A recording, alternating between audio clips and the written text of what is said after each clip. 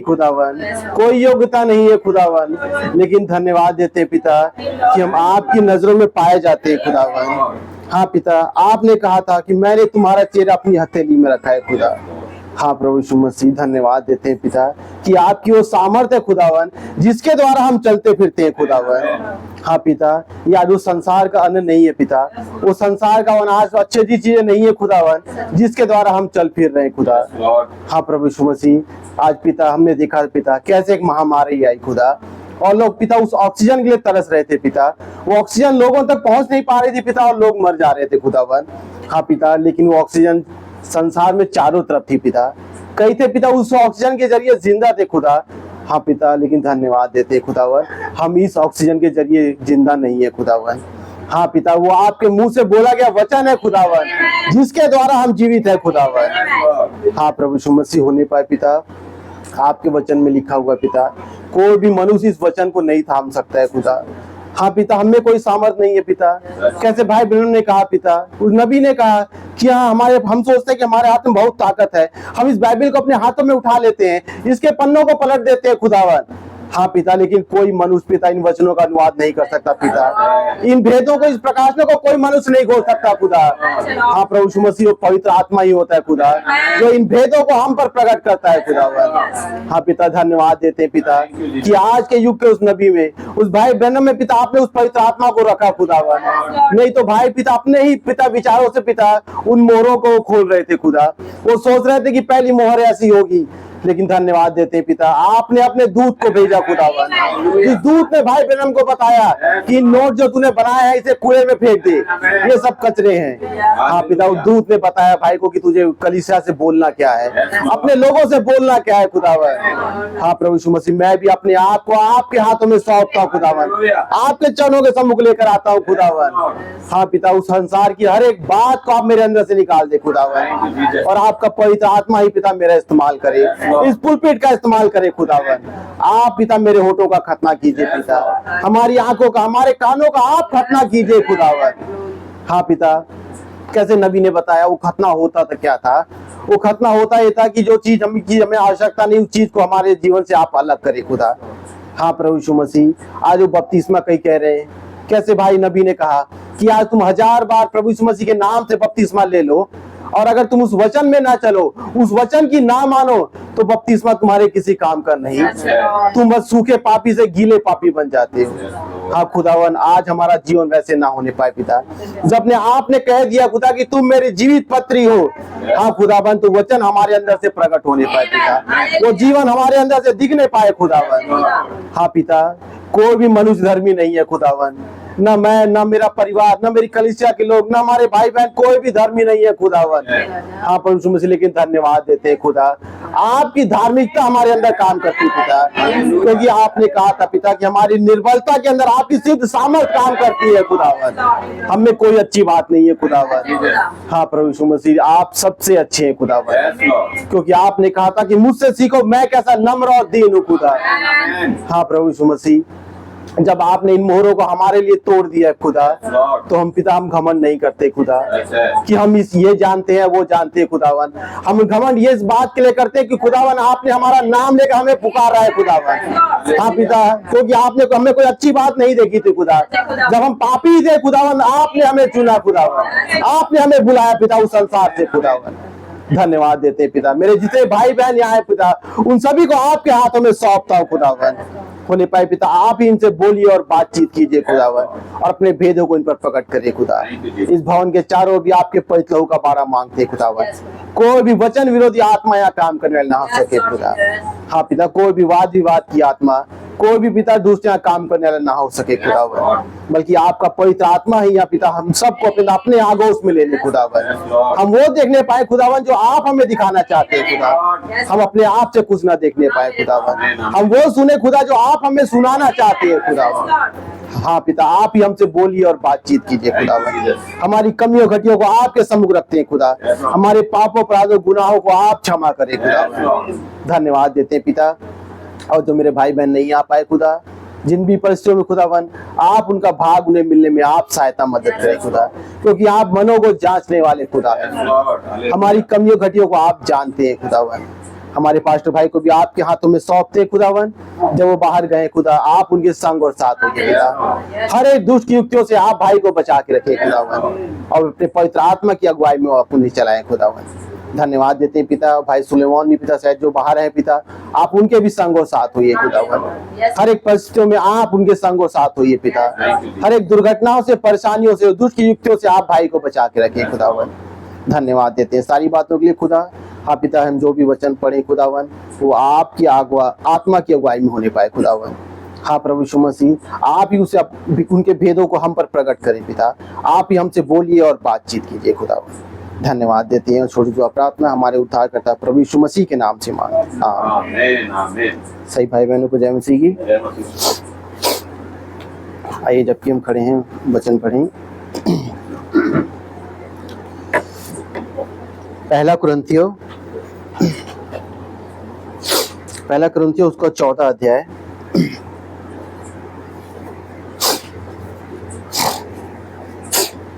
चौदह का 1 से पढ़ रहा हूं मैं। पहला कुरिन्थियों 14 अध्याय उसका 1 से 8 तक पढ़ूंगा।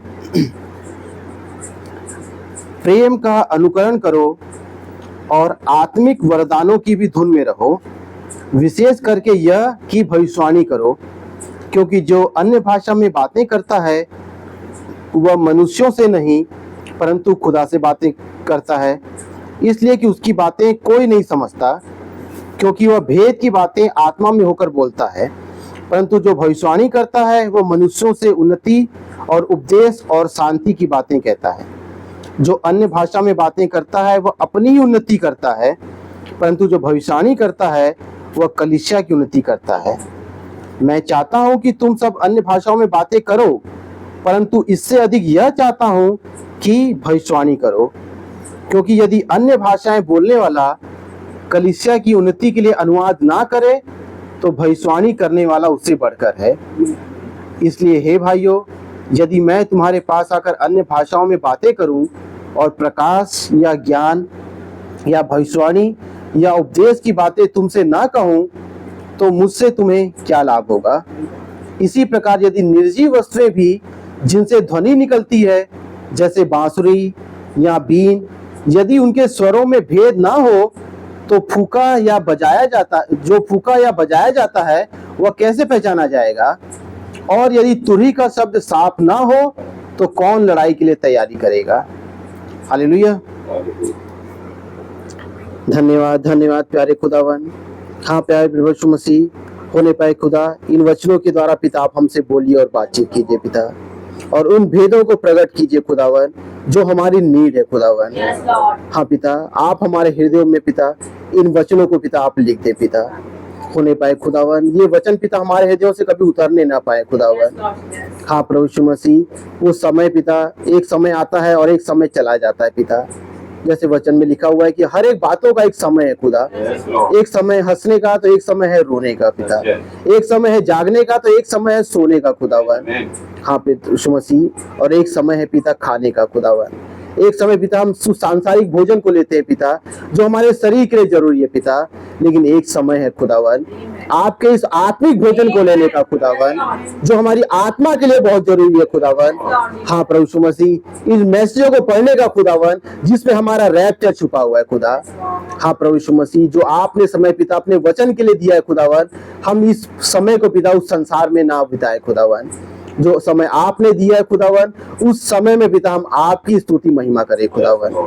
हाँ प्रभु यीशु मसीह, होने पाए पिता आप ही हमसे बोलिए और बातचीत कीजिए खुदावन, और इस छोटी दुआ प्रार्थना को हमारे उद्धारकर्ता प्रभु यीशु मसीह के नाम से मांगते हैं, आमीन। आप सब बैठ सकते हैं भाई बहन।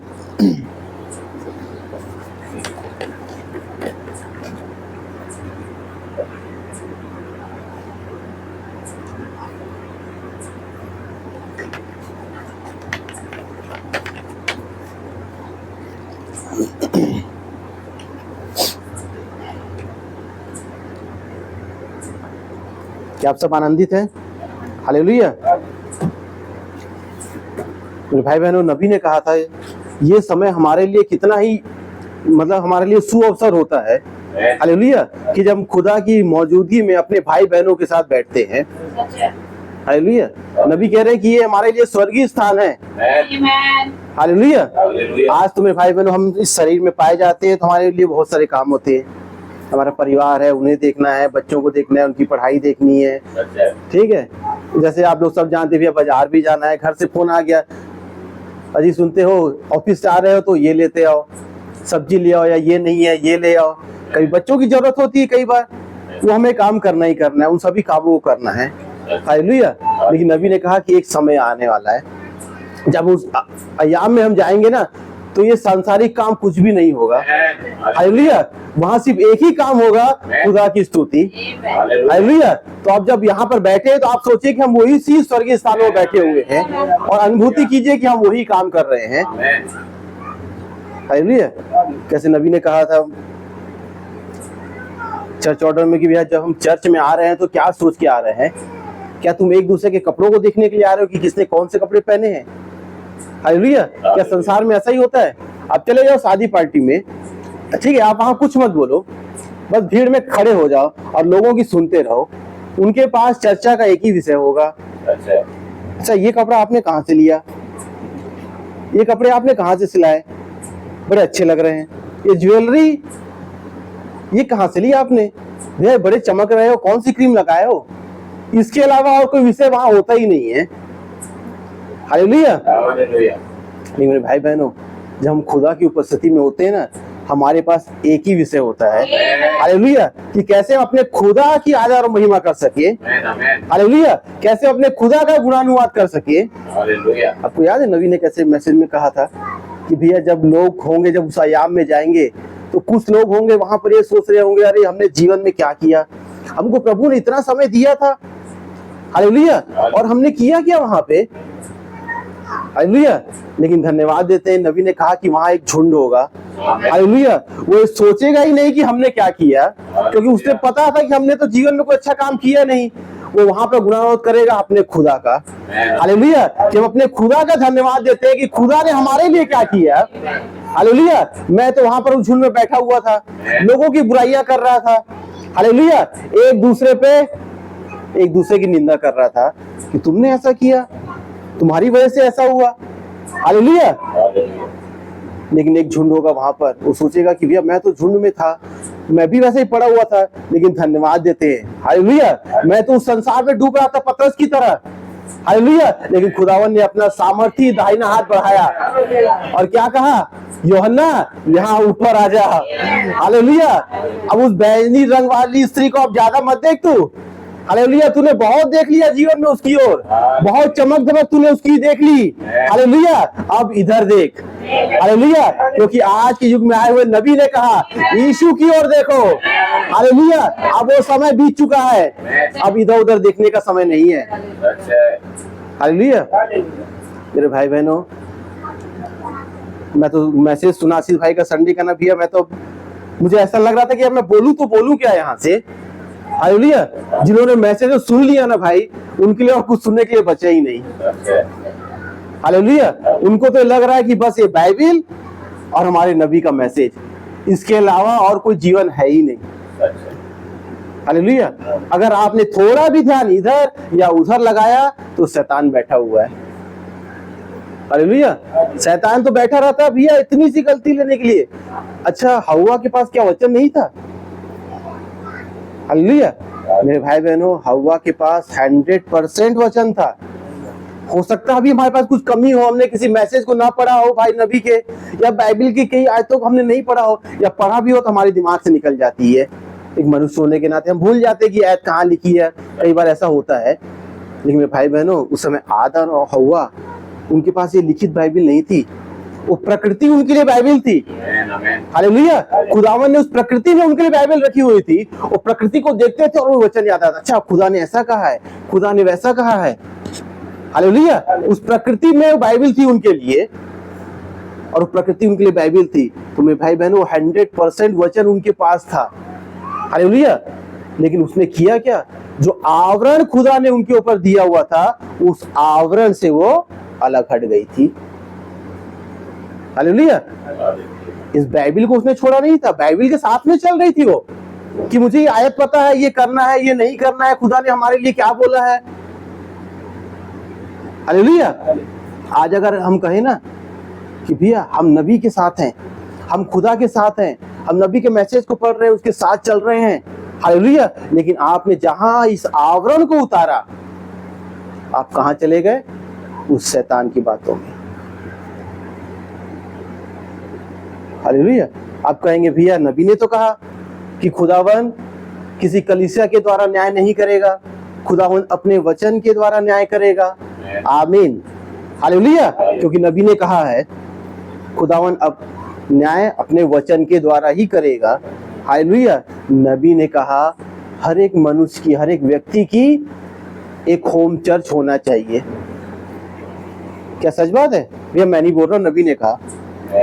हालेलुया। हर एक व्यक्ति का एक होम चर्च होना चाहिए जहां वो आराधना स्तुति करे। नहीं भैया मैं कलीसिया नहीं जाऊंगा, मैं घर में बैठे सब कुछ सीख लूंगा, मुझे तो सब कुछ आता है। हव्वा के साथ वैसा ही हुआ था। हालेलुया। उसे आदम की संगति में बने रहना था जो कि उसका पास्टर था। हालेलुया। हालेलुया। क्या विश्वास करते हैं? आदम उसका पास्टर था और उसे अपने पास्टर से ही के साथ संगति करनी थी। हालेलुया। बस वहां पर उसने एक चूक कर दी भैया, और वही उसके गिरने का कारण बना। बाकी उसमें कोई कमी नहीं थी। वो उसके पास वचन था, बाइबल थी, सब कुछ था उसके पास, लेकिन उसने उस आवरण को उतारा और पाप में चली गई। मेरे भाई बहनों, आज हम जो भी मैसेज सुनते हैं ना, आप ये मत सोचिए कि हमारे भाई राजू यहाँ से सॉन्ग रीडिंग कर रहे हैं, कुछ बोल रहे हैं तो भाई बोल रहे हैं, या कहीं भाई मूसा भी यहाँ से सॉन्ग रीडिंग करते हैं, कुछ बोल रहे हैं। मेरे भाई बहनों, ये जगह कोई मामूली जगह नहीं है। हालेलुया। हालेलुया। नबी ने कहा कि भैया जब खुदावन न्याय करेगा ना, तो जो यहाँ से प्रचार कर रहा है सबसे पहले उसका न्याय होगा कि तुमने यहाँ से बोला क्या, क्या सोच के बोला तुमने। हालेलुया। तो भैया आप जो भी बोले वो वचन से बोले। हालेलुया। बस आप नबी के मैसेज को सामने रख दें, क्योंकि नबी ने कहा कि मैं वही प्रचार करता हूं जो पौलुस ने प्रचार किया। अगर पौलुस के लोग जाएंगे तो मेरे लोग भी जाएंगे। हालेलुया। तो मैं कहूंगा भाई बहन हम आपके साथ हैं। हालेलुया। हम वही बोलेंगे जो आपने बोला। हालेलुया। क्योंकि नबी ने खुद कहा कि भैया दूत आया मेरे कमरे में और उसने मुझे बताया कि मुझे यहाँ से बोलना क्या है। और मैं जब किसी बीमार के लिए प्रार्थना करता हूँ, दुआ करता हूँ, हालेलुया, मैं तब तक उसे नहीं कह सकता कि तुम चंगे हो गए हो, सब ठीक हो गया है, जब तक खुदा ही मुझे ना दिखा दे। हालेलुया। हाँ, वो दुआ सबके लिए करते थे। हालेलुया। ऐसा कोई व्यक्ति नहीं होगा जो भाई बहन के पास आ जाए दुआ करवाने और भाई बहन बोले कि मैं दुआ नहीं करूंगा, जाओ यहाँ से। भाई बहन सबके लिए दुआ करते थे, लेकिन उन्हें दर्शन में खुदा दिखाता था कि किसके साथ क्या होने वाला है। हालेलुया। मेरे भाई बहनों, हम खुदा के रास्ते में नहीं आ सकते। हालेलुया। अगर खुदा ने हमारे जीवन में जो परिस्थिति रखी है वो आनी ही है। हालेलुया। हम उन परिस्थितियों के द्वारा खुदा को नाप नहीं सकते कि परिस्थितियां नीचे हो गई तो हमारा खुदा नीचे हो गया, परिस्थितियां ऊपर हो गई तो खुदा ऊपर हो गया। मेरे भाई बहनों, 5वीं मोहर में लिखा हुआ है कि हमारा खुदा सबसे ऊपर है। हालेलुया। जब भाई बहन उस आयाम में गए, आप लोगों को पढ़ा 5वीं मोहर में, जैसे नबी कह रहे हैं कि जब मैं उस आयाम में गया तो मेरे सब भाई बहन मुझसे आगे लिपट रहे हैं, खुदा वहां नहीं था। मैं कह रहा हूँ कि प्रभु यीशु मसीह का है, तो आवाज ने कहा कि खुदा इससे भी ऊपर है, सबसे ऊपर हमारा खुदा है। अगर भाई आशीष आज प्रचार कर रहे हैं ना, आप ये मत सोचिए कि अरे ये तो पहले ही बोल दिया था, ये तो वैसा बोल दी, फिर से सुन रहे हैं उसी मैसेज को, लग रहा दोबारा। भाई बहनों, भाई आशीष जितनी बार बोले हालेलुया, तो एक नए प्रकाशन को लेकर आते हैं। जो उन्होंने पहले प्रचार किया वो आज चीजें घट रही हैं। हालेलुया। आप विश्वास करते हैं? बहुत पहले हमने एक मैसेज सुना था भाई आशीष का। भाई आशीष ने कहा कि अगर आपको ऐसा लगता है कि आप पास्टर से ज्यादा जानते हैं तो आप चर्च मत आइए। मैंने सुना है भैया भाई आशीष का मैसेज। उन्होंने कहा था कि आपका चर्च आना आपको कोई फायदा नहीं पहुंचाएगा। अगर आपके अंदर ये आ गया कि आप पास्टर से ज्यादा जानते हैं, आपको कोई फायदा नहीं होगा चर्च आकर भी। आप सोचते हैं हाँ भैया आज हमारे पास ऑनलाइन में हर एक मैसेज है, भाई भूपेंद्र का मैसेज हम सुनते हैं, भाई साइमन का मैसेज हम सुनते हैं घर में, भाई आशीष का मैसेज सुनते हैं, भाई काका का मैसेज कई बार आता है, हम मुझसे भी सुन लेते हैं। हालेलुया, क्योंकि हमारे भाई हैं वो। हालेलुया। अब हम एक पास्टर को ऊंचा और एक पास्टर को नीचा नहीं कर सकते। हमारे भाई ब्रनम ने कहा जो एलिया की आत्मा में आए। हालेलुया। कई लोग थे जब वहां पर एक लोगों ने क्या किया, लॉर्ड ब्रनम के नाम से चर्च बना लिया। भाई ब्रनम ने कहा कि भैया मैं तुम्हारा भाई हूं, मैं, हालेलुया, मैं कोई खुदा नहीं हूं। अगर ऐसा ही रहा तो मुझे तो इस सेवकाई को छोड़ना पड़ेगा। मेरे भाई बहनों, हमारे अंदर कई कमियां हो सकती हैं, हर एक में। हालेलुया। भाई ब्रनम ने कहा William Branham is the enemy of William Branham. William Marion Branham ही दुश्मन है विलियम मेरियन ब्रनम का, क्योंकि जानते थे मैं जब तक इस शरीर में हूं मुझसे कुछ गलती हो सकती है, हो सकता है मुझसे कुछ ऐसा निकल जाए मेरे मुंह से। हालेलुया। लेकिन मेरे भाई बहनों, जब भाई ब्रनम पुलपिट पे होते थे ना तो कोई गलत बात उनके मुंह से निकलती नहीं थी, क्योंकि बोलने वाले वो होते ही नहीं थे। हालेलुया। वो पवित्र आत्मा होता था जो उनके अंदर से बोलता था। कई लोगों ने कहा भाई बहनों को, भाई ब्रनम आप ऐसा प्रचार मत किया करो, इससे लोगों को ठेस पहुंचती है।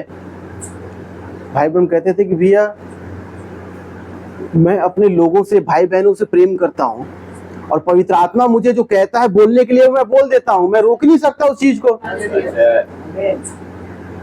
हालेलुया। मैं चाहता हूं कि मेरा हर एक भाई बहन बचे। हालेलुया। मेरे भाई बहनों, हम किसी को बचा नहीं सकते। अब जैसे कोई कहे भैया कि मैंने दुआ करी थी आप लोगों के लिए, मैं उनसे पूछना चाहूंगा क्या आपके लिए भी किसी ने दुआ करी थी रोकर? आप कैसे भूल गए उस बात को? मेरे भाई बहनों, मेरे दुआ करने से, किसी भाई बहन के दुआ करने से कोई बच नहीं सकता है। हाँ, खुदा ने कहा कि आप प्रार्थना करते रहो। हालेलुया। बचाने वाला खुदा है, हम अपने आप को ऊंचा नहीं उठा सकते। हालेलुया। आप, नबी ने कहा कि भैया बालक वो होते हैं जो सीखना चाहते हैं। हालेलुया। तो मेरे भैया, मैं तो चाहूंगा कि भैया हम बालक बन के सीखते रहें। हालेलुया। भाई आशीष कहते हैं कि भैया मैं इतने सालों से मैं हूँ, इतना पढ़े मैसेज मैंने, लेकिन मैं आज भी सीख रहा हूँ। मैं कई बातें होती है कि मुझे जो वचन से आज पता चलता है उसका रिविलेशन। हालेलुया। भाई दिल्ली में कई भाई आते हैं मैसेज प्रचार करने के लिए। हालेलुया। तो भाई आशीष उनकी तारीफ करते हैं कि खुदा भाई को बहुत आशीष और बरकत दे, खुदा ने क्या मैसेज दिया उनके द्वारा। हालेलुया। मेरे भाई बहनों, हम कोई भी आपस में छोटे या बड़े नहीं हैं। हालेलुया। हो सकता है कोई विश्वास में थोड़ा सा कमजोर हो, कोई थोड़ा सा ऊपर हो। हालेलुया। तो क्या हमारा विश्वास रैप्चर में जा सकता है? नहीं। हालेलुया। हमारा विश्वास तो आज है, कल गिर जाता है, कभी कमजोर पड़ जाता है एक दूसरे को देखकर। भाई आशीष ने कहा कि भैया ये तो भाई ब्रनम के चर्च में हो रहा था जो आज हमारे चर्चों में हो रहा है। भाई ब्रनम के साथ में लोग बैठते थे और कैसे मुर्दे को जिंदे होते हुए देखते थे, कैसे बीमारों को देखते थे। तो क्या वहां भी वैसा हो सकता है? हो सकता है मेरे भाई बहन। आज मैंने कहा ना, शैतान बस यहीं बैठा हुआ है और वो ये भी जानता है कि आप मन में क्या सोच रहे हैं। जाने इस समय मैं मैसेज में बता रहा था अयूब की पुस्तक से, अयूब तो ये सोच रहा था कि मेरे बच्चों ने अगर मन में भी कुछ गलत सोचा है ना तो मैं उसके लिए भी क्षमा मांगूंगा। हालेलुया।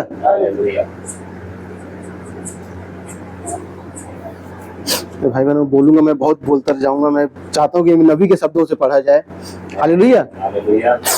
नबी ने मैसेज दिया था 18 दिसंबर 1960 में, अनसर्टेन साउंड, अस्पष्ट शब्द। हालेलुया। मेरे भाई बहनों, नबी ने तो इस मैसेज में लिया कैसे, अपने अभी जो पढ़ा हमने, नबी तो अन्य भाषा की बात कर रहे हैं कि भैया अन्य भाषा में लोग बोलते हैं कई बार, लेकिन अगर उसका अनुवाद करने वाला ना हो तो उसका कोई मतलब है नहीं। क्या वो किसी को फायदा पहुंचा पाएगा? हालेलुया। देखिए मैं स्टार्टिंग से पढ़ रहा हूं, नबी ने क्या कहा शुरुआत में। 18 दिसंबर 1960 का मैसेज है, अस्पष्ट शब्द। मित्रों सुप्रभात, सवेरे का मैसेज था। नबी कह रहे हैं मैं सारे सप्ताह भर अपने जुकाम को हर मिनट शैतान को सौंपने के उपरांत इस सुबह यहाँ इस टैबरिकल में फिर से आने के लिए बहुत ही आनंदित हूँ। नबी को आप जानते हैं, नबी भाई ब्रह्म को कई बार सर्दी में जुकाम हो जाता था, कई बार उनका गला खराब हो जाता था। नबी कह रहे हैं कि मैं अपने जुकाम को हर मिनट शैतान को सौंप देता हूं मैं। हालेलुया। फिर से यहाँ पर हूं मैं। आप जानते हैं शैतान हर बार मुझे जुकाम देता है और मैं हर बार ही उसे वह वापस लौटा देता हूं, और हम अभी भी लड़ रहे हैं, और इस बात में दृढ़ निश्चयी हूं कि उसे तो इसे अपने पास ही रखना है। अतः देखिएगा हर बार वह इसे मुझे देता है और हर बार ही मैं इसे उसको ही वापस लौटा देता हूं। आप देखिए वह इसे मुझे देता है और मैं इसे उसी के पास ही वापस धकेल देता हूं। मेरे भाई बहनों, ये परिस्थितियां हैं। भाई ब्रह्म के जीवन में परिस्थितियां एक जुकाम के जरिए। हालेलुया। वो परेशान नहीं हो रहे कि जब देखो जुकाम फिर वापस मुझे हो जाता है। हालेलुया। नबी के भी परेशानी थी। इसे नबी ने क्या किया, जब ज्यादा ठंडे मौसम में जाते थे, जब उनके बाल थोड़े से कम रह गए सिर में, बड़ी जल्दी उनको जुकाम, तो क्या करते थे, विग पहनना चालू कर दिए, ताकि उस जो ठंडक से वो परेशानी होती है उससे बचा जा सके। कई लोगों ने उससे भी बात का बतंगड़ बना दिया। देखो दूसरों को तो कहते हैं कि हमें बाल रंगना नहीं चाहिए और खुद विग लगाकर घूम रहे हैं। हालेलुया। मेरे भाई बहनों, हमें ये देखने की जरूरत है कि खुदा का वचन क्या कहता है। हालेलुया। हाँ, भाई के जीवन में परिस्थिति आई, उन्होंने विग को लगाया। कैसे भाई बहन ने कहा था, एक जो बहन थी जो कैंसर हो गया था, अब उनको डॉक्टर ने कह दिया कि बाल कटाना पड़ेगा। हालेलुया। लेकिन लोग उस चीज को नहीं देख रहे हैं और कह रहे हैं कि भाई बहन हम यहाँ पुलपिट से चिल्लाते हैं कि स्त्रियों को बाल नहीं कटाना चाहिए, और उस बहन को कह रहे हैं कि ठीक है बहन जाओ बाल कटाओ। लोग इन बातों को छोड़ देते हैं और पीछे हट जाते हैं। आप देखिए वह इसे मुझे देता और मैं इसे उसी के पास ही वापस धकेल देता। इस प्रकार से वह इसे वापस लौटाने में अच्छा खासा निपुण है। यद्यपि आप यह जानते हैं, वह निश्चय ही जानता है कि इसे कैसे किया जाता है, परंतु अंत में हम उसे थका डालते हैं या हम उसके धैर्य को थका डालते हैं। भाई बहन कह रहे हैं कि भैया शैतान तो अपना काम करता रहेगा। हालेलुया। वो थक के हार के बैठ नहीं जाएगा। हाँ भैया, हम लोग थक के हार के बैठ जाते हैं कई बार कि भैया आज मैं बहुत थक गया हूं, आज मैं चर्च नहीं जाऊंगा, आज वहां मीटिंग है, आज वहां नहीं जाऊंगा मैं। हालेलुया। लेकिन शैतान भैया हार नहीं मानता। हम जानते हैं कि वो हारा हुआ है। हालेलुया। लेकिन वो हार मानता नहीं है। वो सोचता है कि मैं जो कर रहा हूं बिल्कुल सही कर रहा हूं मैं। हालेलुया। लूसीफर क्या कर रहा था, वही तो कर रहा था। वो अपने आप को खुदा बनाना चाह रहा था, वो कि जैसा खुदा सृष्टि कर सकता है मैं भी कर सकता हूं मैं। हालेलुया। लेकिन मेरे भाई बहनों, वो सृष्टि को बिगाड़ सकता है लेकिन सृष्टि नहीं कर सकता। भाई बहन कह रहे हैं कि वो हर बार मुझे इस जुकाम को देता है वो, और वो बस यही कर सकता है वो, लेकिन मैं हर बार उसे वापस कर देता हूं। हालेलुया। जैसा कि मैंने किसी दूसरी रात्रि को कहा था, नबी कह रहे हैं, एक व्यक्ति के बारे में बता रहे हैं नबी। एक व्यक्ति ने जिसके लिए एक बार प्रार्थना हुई थी, कहा था ठीक है शैतान ने मुझे कहा था कि मैं चंगा नहीं हुआ हूं। एक व्यक्ति जो बीमार था, जो परेशानी रही होगी उसे, उसके लिए प्रार्थना की गई और वो व्यक्ति चंगा नहीं हुआ। हालेलुया। और मैंने अपने ऊपर निगाह डाली, व्यक्ति देख रहा है और मेरी बीमारी के सारे लक्षण अभी भी बिल्कुल ठीक वैसे ही थे जैसे वे शुरू में थे। और वो भाई सोच रहा है मन में, अरे मेरे लिए तो दुआ भी हो गई, मेरी परिस्थिति तो बदली नहीं, मेरी परेशानी तो गई नहीं, मेरी बीमारी आज भी वैसी की वैसी बनी हुई है। हालेलुया। लेकिन मैंने शैतान से कहा खैर शैतान, मैं जानता हूं कि यह सच है, मैं अपने में कोई अंतर नहीं देखता हूं, परंतु तू जानता ही क्या है। अब वो व्यक्ति भैया शैतान से लड़ रहा है। हालेलुया। वो बोल रहा है कि हाँ मैं देख रहा हूं कि मेरे लिए प्रार्थना हो गई, मेरी बीमारी आज भी वैसी बनी हुई है, कुछ ज्यादा फर्क दिख नहीं रहा है मेरे में। जब तक वे मुझे छोड़कर जाएं, मैं खुदा की महिमा के लिए जितनी जोर से गवाही दे सकता हूं, मैं उतनी जोर से गवाही देता रहूंगा। हालेलुया। वो व्यक्ति कह रहा है कि मैं ठीक नहीं हुआ हूं, मैं मेरे अंदर बीमारी अभी बनी हुई है, लेकिन फिर भी मैं गवाही दूंगा। हालेलुया। मैं उतनी जोर से गवाही देता रहूंगा। अतः अब यदि तू मेरे आसपास ही रुक कर मुझे सुनना चाहता है, तो उसके लिए यहीं पर रुका रहे। हालेलुया।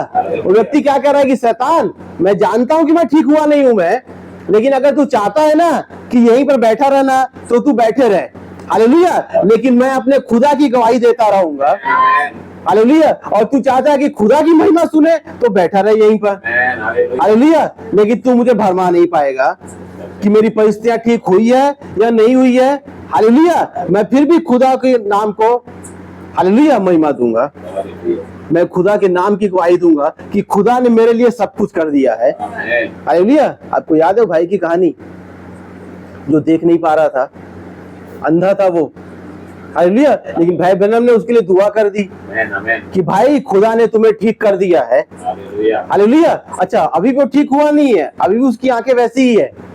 हालेलुया। लेकिन क्या कर रहा है वो, जहां जा रहा है खुदा की गवाही दे रहा है कि खुदा ने मुझे ठीक कर दिया है। हालेलुया। और लोग उस पर हंस रहे हैं, ठीक कर दिया है। अरे भाई अभी तो रास्ता तो दिख नहीं रहा, तुम जहां जाते हो तुम्हें ठोकर लग जाती है, तुम्हारा हाथ पकड़ के हमें बताना पड़ता है कि रास्ता किधर है, गड्ढा किधर है, और तुम बोले खुदा ने तुम्हें अच्छा कर दिया, और वो बैठा हुआ सेविंग करा रहा है। हालेलुया।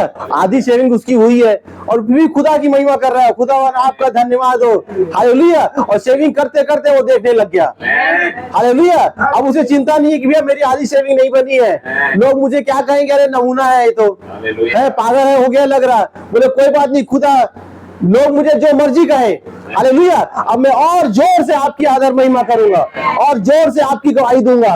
हालेलुया। शैतान तू चाहता है मेरे साथ बैठ के सुनना चाहता है तो सुन। हालेलुया। मैं अपने खुदा से कभी अलग नहीं रहूंगा, मैं अपने खुदा से कभी दूर नहीं हो सकता हूं मैं। हालेलुया। नबी कह रहे हैं, अतः यदि तू मेरे आसपास ही रुक कर मुझे सुनना चाहता है, तो तू उसके लिए यहीं पर रुका रहे। हालेलुया। यही असली विश्वास है। हालेलुया। अब वो परिस्थितियों को नहीं देख रहा है। नबी कह रहे खुदा की महिमा के लिए गवाही दी जाए, क्योंकि विश्वास आशा की वस्तुओं का निश्चय और अनदेखी वस्तुओं का प्रमाण है। हालेलुया। जब इब्रानियों 11 जो विश्वास की सीरीज, हालेलुया, जब भाई आशीष ने चालू करी थी, आप लोग को याद है लॉकडाउन के समय में, हालेलुया, सबसे पहले उन्होंने इसी कोड को लेकर प्रचार किया था। हालेलुया। मेरे भाई बहनों, आज अगर हमारे साथ सब कुछ अच्छा हो जाए, हमें सब कुछ मिल जाए और हम खुदा की महिमा करें, हालेलुया, तो शैतान के पास वही होगा बोलने के लिए जो उसने अय्यूब के बारे में कहा था कि खुदावन आपने उसे सब कुछ दे के रखा हुआ है, इसलिए वो आपकी महिमा कर रहा है। आप उससे वो सब चीजें लेकर देखें, तब पता चलेगा। हालेलुया। मेरे भाई बहनों, तो आप बस वहीं पर बने रहें। हालेलुया। अय्यूब को ना भूले आप कि खुदावन कि मेरी परिस्थितियां ठीक क्यों नहीं हो रही है, ऐसा क्यों नहीं हो रहा। हालेलुया। आप बस शैतान को चैलेंज करें। हालेलुया। अगर तू चाहता है मेरी गवाही सुनना, तो बैठा रहे यहीं पर।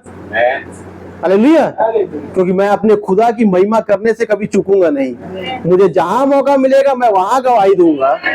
हालेलुया।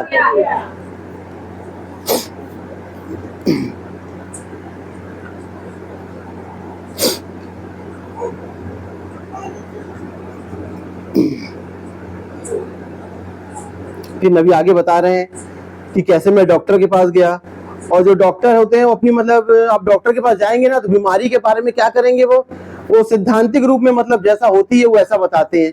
वो नबी को बता रहे हैं कि एक तो एक झिल्ली होती है हमारे नाक गले के बीच में, और वहां पर जो एक तरल पदार्थ हो जाता है जिसे श्लेष्मा झिल्ली कहा जाता है, और उसके द्वारा उसमें क्या होता है, कीटाणु आ जाते हैं। हालेलुया। और उसके द्वारा आपको जुकाम होता है। नबी कह रहे कि भैया वो सब तो ठीक है,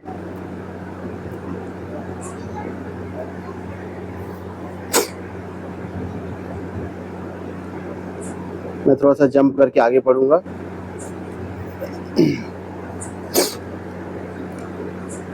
पैराग्राफ 6 नंबर पढ़ रहा हूं मैं। नबी दो भाइयों के बारे में बात कर रहे हैं। अब लोग खड़े हुए हैं। चार्ली, मुझे यह अच्छा नहीं लगता कि तुम और डेविड और रोडनी और आप सब वहां पर हैं। कुछ भाई लोग थे वहां पर जिनको जगह नहीं मिली बैठने की, और वो खड़े होकर मैसेज सुन रहे हैं। हालेलुया। तब नबी कह रहे हैं, जब मैं तुम्हारे घर आता हूं तो तुम मेरे प्रति बहुत ही भले बने रहते हो। जब नबी उनके घर जाते हैं तो भैया बहुत आदर सत्कार करते हैं वो हमारे नबी का, कि भैया आप यहाँ बैठिए, आपके लिए पानी लाता हूँ, आपके लिए खाने के लिए ये लाता हूँ।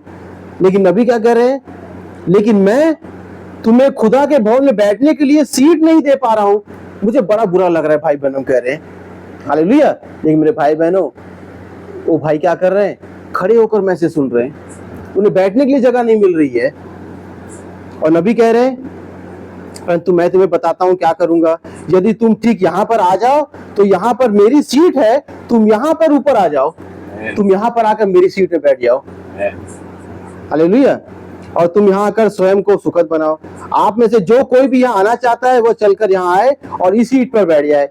नबी के समय में वो लोग ऐसे होते थे, उनके पास बैठने की भी ठीक से जगह नहीं है। हालेलुया। और वो खड़े होकर मैसेज सुन रहे हैं।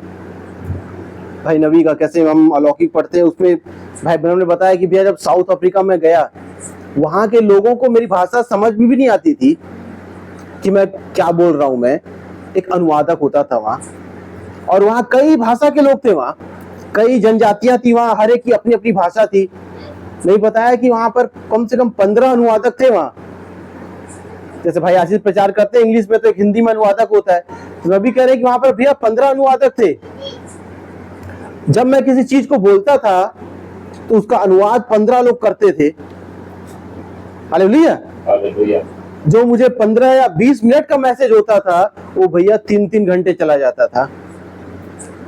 और जिनको कुछ समझ में नहीं आता था, वो सुबह से लेकर शाम तक बैठे रहते थे कि भाई ब्रह्म का मैसेज हम सुनेंगे।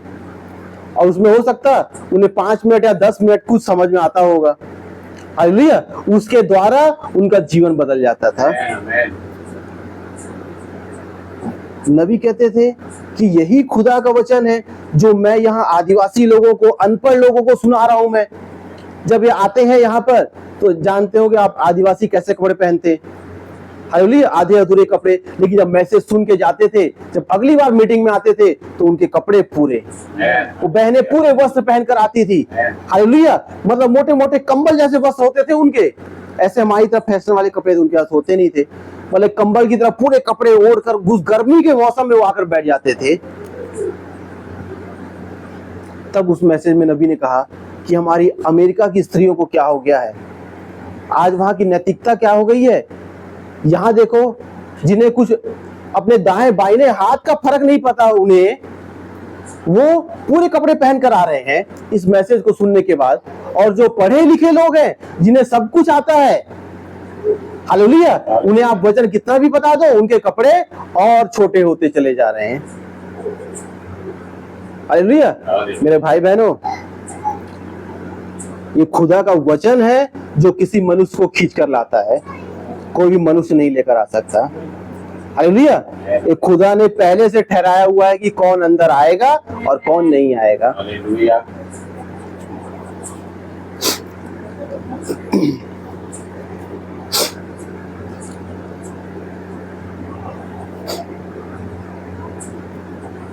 मैं थोड़ा सा जंप करके आगे कर चल रहा हूँ।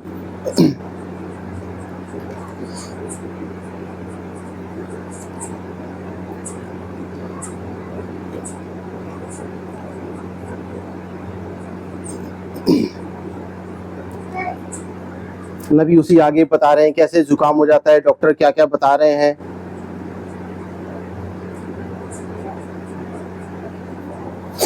पैराग्राफ 15। आप जानते हैं कि मैं इसकी शिक्षा नहीं देता हूं, परंतु क्या आप जानते हैं जब आरंभ में खुदा ने मनुष्य को बनाया था तो उसने उसे इसलिए नहीं बनाया था कि वह चिकित्सक डॉक्टर बने। आज हमारी बीमारियां ऐसी है, कई बार उसके अंदर ही उसकी चिकित्सा पाई जाती थी और वह उससे लैस था। जब खुदा ने मनुष्य को बनाया ना, तो आज तो डॉक्टर है कई, हालेलुया, लेकिन उस समय वो चिकित्सक वाली जो सुविधा है ना, वो खुद ही मनुष्य अपना खुद ही चिकित्सक था।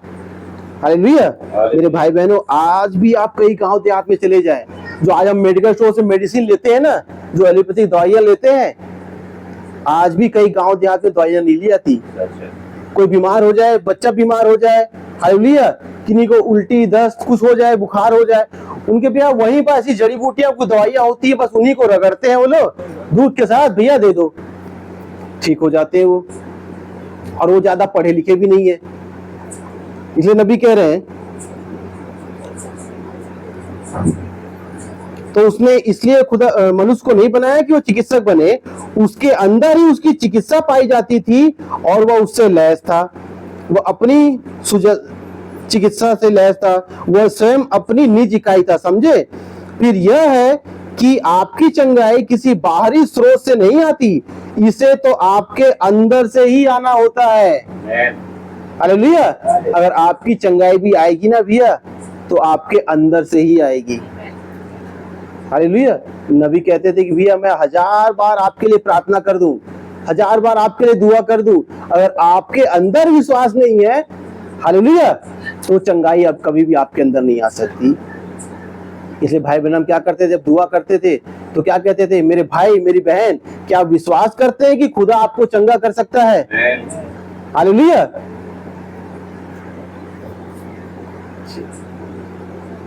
मैं एक दिन पढ़ रहा था, उसमें लिखा हुआ था हमारे यहाँ सबसे ज्यादा, आपको पता है दवाई कौन सी खाई जाती है इंडिया में? सबसे ज्यादा टैबलेट कौन सी खाई जाती है? पैरासीटामोल।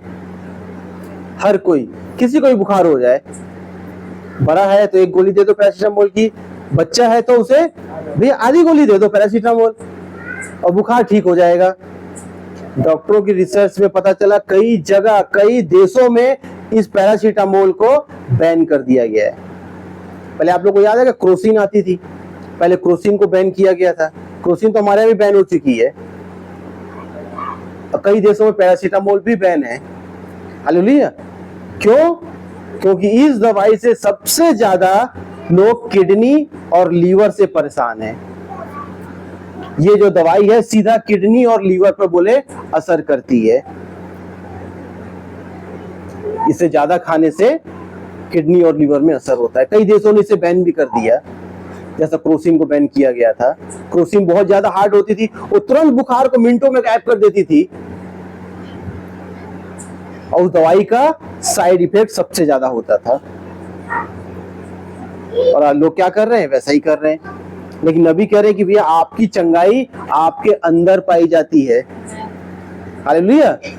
आप कितना नबी का मैसेज पढ़ लें, कितना बाइबल पढ़ लें, हालेलुया, जब तक आपके अंदर से विश्वास नहीं आएगा ना, हालेलुया, तो मैसेज हमारे किसी काम का नहीं। जैसे कई लोग थे ना, देखिए नबी ने यहाँ पर ये गलती कर दी बोलने में, नबी ने वहां ये गलती कर दी। हालेलुया। भाई असीस कहते हैं कि भैया भाई बनम कभी कोई गलती नहीं कर सकते, क्योंकि बोलने वाले भाई बनम थे ही नहीं। हालेलुया। अगर उन्होंने गलती करी, 7000 को 700 बोला, तो किसी कारण से बोला, ताकि कुछ लोग ठोकर खाएं और वापस चले जाएं। हालेलुया। लेकिन भाई आशीष कहते हैं कि अगर हमारा नबी भाई बहनम कह देंगे दिन को कि रात है, तो मैं विश्वास कर लूंगा कि रात है। हालेलुया।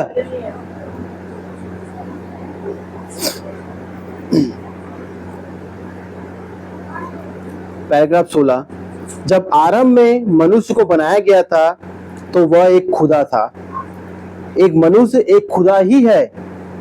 मनुष्य पूरी तौर से एक खुदा ही है, क्योंकि उसे खुदा के स्वरूप पर ही बनाया गया था और चूंकि वह खुदा का पुत्र है, इसलिए वह उन सब वस्तुओं का उत्तराधिकारी है जो खुदा की है।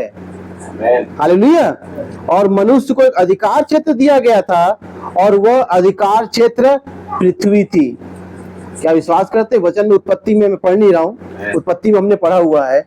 हालेलुया। जब खुदा ने मनुष्य की सृष्टि करी तो क्या कहा? सारी सृष्टि को बनाया। हालेलुया। और क्या कहा कि तुम्हें इन सब पर अधिकार दिया जाता है। वो सारी पृथ्वी पर, हालेलुया, आदम का अधिकार था। वो जैसा बोलता था वैसा हो जाता था।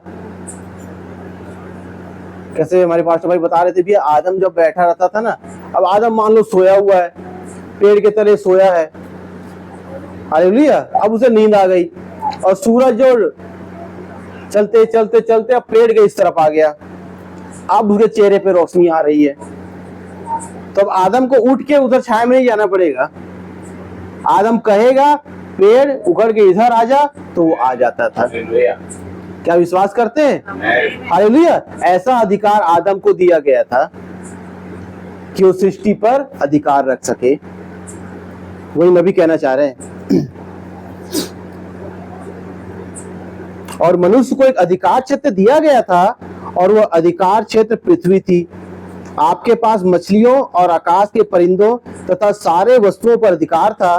वह बोल सकता था और हर एक जीव उसकी आज्ञा का पालन करता था, क्योंकि वह अपने आप में एक खुदा था। हालेलुया। वह सर्वव्यापी खुदा नहीं था। मेरा अभिप्राय है कि वह आकाश और पृथ्वी का खुदा नहीं था, परंतु वह अपने अधिकार क्षेत्र का राजा शासक था। वो, हालेलुया, वह राजा था, वह शासक था। यही तो मनुष्य था। और यहाँ तक कि अभी भी वह अपनी गिरी हुई दशा में भी उसके पास अभी भी एक रूप अस्तित्व है। हालेलुया। मेरे भाई बहनों, आज मनुष्य, नबी करेगी जो आज जो गिरी हुई अवस्था में है हम लोग, हालेलुया, क्योंकि मेरे भाई बहनों हमारा जन्म पाप के द्वारा हुआ। हालेलुया। हम बचपन से वही सीखते आ रहे हैं, वैसे माहौल में रहे। हालेलुया। आज भी हमारे अंदर वो कमियां पाई जाती है। हालेलुया। क्योंकि वो गलती जो आदम और हव्वा ने वहां की थी, हालेलुया, उसी गलती की वजह से आज बीमारियां आ रही है, आज परेशानियां आ रही है, कई दिक्कतें हैं इस जीवन में।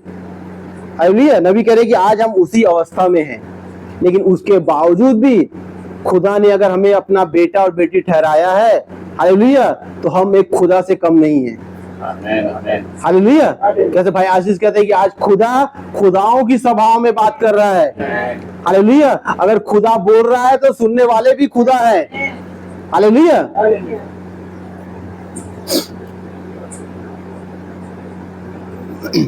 अभी अधिक समय नहीं हुआ है कि वे अंत संस्करण तथा ऐसा ही और दूसरा काम करने का प्रयास कर रहे थे, और कह रहे थे मनुष्य निम्न जीवों से आया और वह स्वयं को क्रमिक जैव विकास के जरिए लेकर आया है। खैर देखिएगा कि विज्ञान से लोगों को मूर्ख बनाते रहते हैं, जब तक कि वे अपने ही सिद्धांत को गलत साबित नहीं कर देते। आज विज्ञान में कई बातें हुई भैया, कई रिसर्च हुए कि भैया हम इस बात पर रिसर्च कर रहे हैं कि ऐसा हो सकता है, और कई साल तक वो रिसर्च ही करते रहते हैं, और आखिरी में नतीजा क्या निकलता है पता है? कि भैया हम जो सोच रहे थे ना वो गलत है, ऐसा कुछ भी नहीं है। वो अपनी ही बातों को गलत ठहरा रहे हैं वो। हालेलुया। अच्छा एक बात और है, ऐसा नहीं है कि वो अपनी बातों को कुछ बढ़ा चढ़ा कर बताना चाह रहे हैं।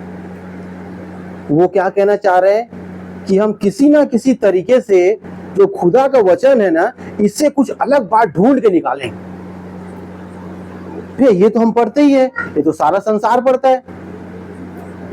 हम कुछ ऐसा ढूंढ के निकाले कि लोग भैया मेरी वाहवाही करें। आज साइंटिस्ट वही तो कर रहे हैं। हालेलुया। वो ऐसा कुछ करना चाह रहे हैं कि भैया आज हमारी तारीफ होनी चाहिए। एलन मस्क क्या कर क्या रहा है, जो वो दुनिया को दिखाना चाह रहा है कि भैया आज लोग मेरी तारीफ करें कि मैं ऐसा कर सकता हूं।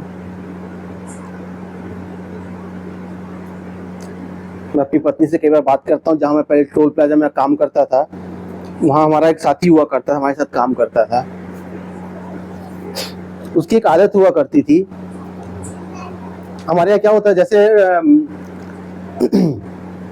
टीटी होते हैं ना ट्रेन वगैरह में, टिकट कलेक्टर बोला जाता है, टीसी होता है टिकट कलेक्टर, वैसे हमारे यहाँ टैक्स कलेक्टर होते थे, टोल कलेक्टर जो बोलते हैं ना, हम लोग टोल लेते थे तो टोल कलेक्टर बोला जाता था। तो पहले वहां पर थे हम लोग, उसके बाद क्या हुआ, हमारा प्रमोशन हुआ तो हम लोग कैशियर बने। कैशियर से ऊपर एक पोस्ट होती थी जिसे शिफ्ट इंचार्ज बोला जाता था, सुपरवाइजर जिसे कहते हैं आम भाषा में, हम लोग उसे शिफ्ट इंचार्ज बोलते थे। तो वैसा ही हुआ, हम लोग पहले टैक्स कलेक्टर थे, काउंटर में बैठ के पर्ची काटते थे, मैंने भी किया वो काम, स्टार्टिंग वहीं से किया मैंने। फिर उसके बाद हुआ कि हम लोग को जो काम अच्छा कर रहे थे, जो मतलब जितना गुणा भाग अच्छा था, जिनका जो घटाना अच्छा कर सकते थे, कुछ लोगों को कैशियर बना दिया गया हम में से, ठीक है। वो भी हमारे साथ कैशियर बना, वो जो लड़का जिसकी मैं बात कर रहा हूँ, हम लोग साथ में बने। उसके बाद हुआ है कि दिल्ली से गुड़गांव के बीच में टोल प्लाजा बना, जो कि यहाँ जो कंपनी थी ना, वही कंपनी ने वहाँ टोल बनाया था, दिल्ली से गुड़गांव के बीच में। जो गुड़गांव है वो एक बिल्कुल इंडस्ट्री, जैसे अपने इंडस्ट्री एरिया है ना, वैसे वहाँ गुड़गांव जो इंडस्ट्री एरिया है। और जो दिल्ली सिटी के अंदर आप लोग को पता है कितना प्रदूषण है, तो पूरी वहाँ इंडस्ट्री को शहर से बाहर कर दिया गया है। तो जब सवेरे ऑफिस के लिए लोग जाते हैं ना, इतनी भीड़ निकलती है, मतलब आपको रोड दिखेगा नहीं, या ऊपर से देखेंगे यहाँ टोल प्लाजा से तो नीचे इतनी कारें होती है, कई कई किलोमीटर तक जाम लग जाता है, इतना ट्रैफिक है। तो टोल प्लाजा शहर से बाहर बनाया गया। तो हमारे यहाँ से कई स्टाफ को जो दिल्ली के थे, उनको दिल्ली भेज दिया गया। अब यहाँ पर पोस्ट हुई खाली, तो हम में से कुछ लोगों को सुपरवाइजर बना दिया गया, शिफ्ट इंचार्ज, उसमें मेरा भी नाम आया। लेकिन वो जो लड़का था वो कैशियर ही था। अब होता ये था कि जो कैशियर का काम होता है, वो नीचे जाएगा, जब नीचे काउंटर में जब ज्यादा कैश हो जाता है तो वहां ज्यादा रहने, आप लोगों को पता है कई बार लड़ाई झगड़ा मारपीट हो चुकी, टोल प्लाजा तोड़ फोड़ भी हो चुकी। तो उनका एक काम होता था कि भैया अगर नीचे जब ज्यादा कैश जमा हो गया है तो वो जाते थे और लड़कों से जो बड़े बड़े नोट होते थे ना, वो कैश लेकर आ जाते थे,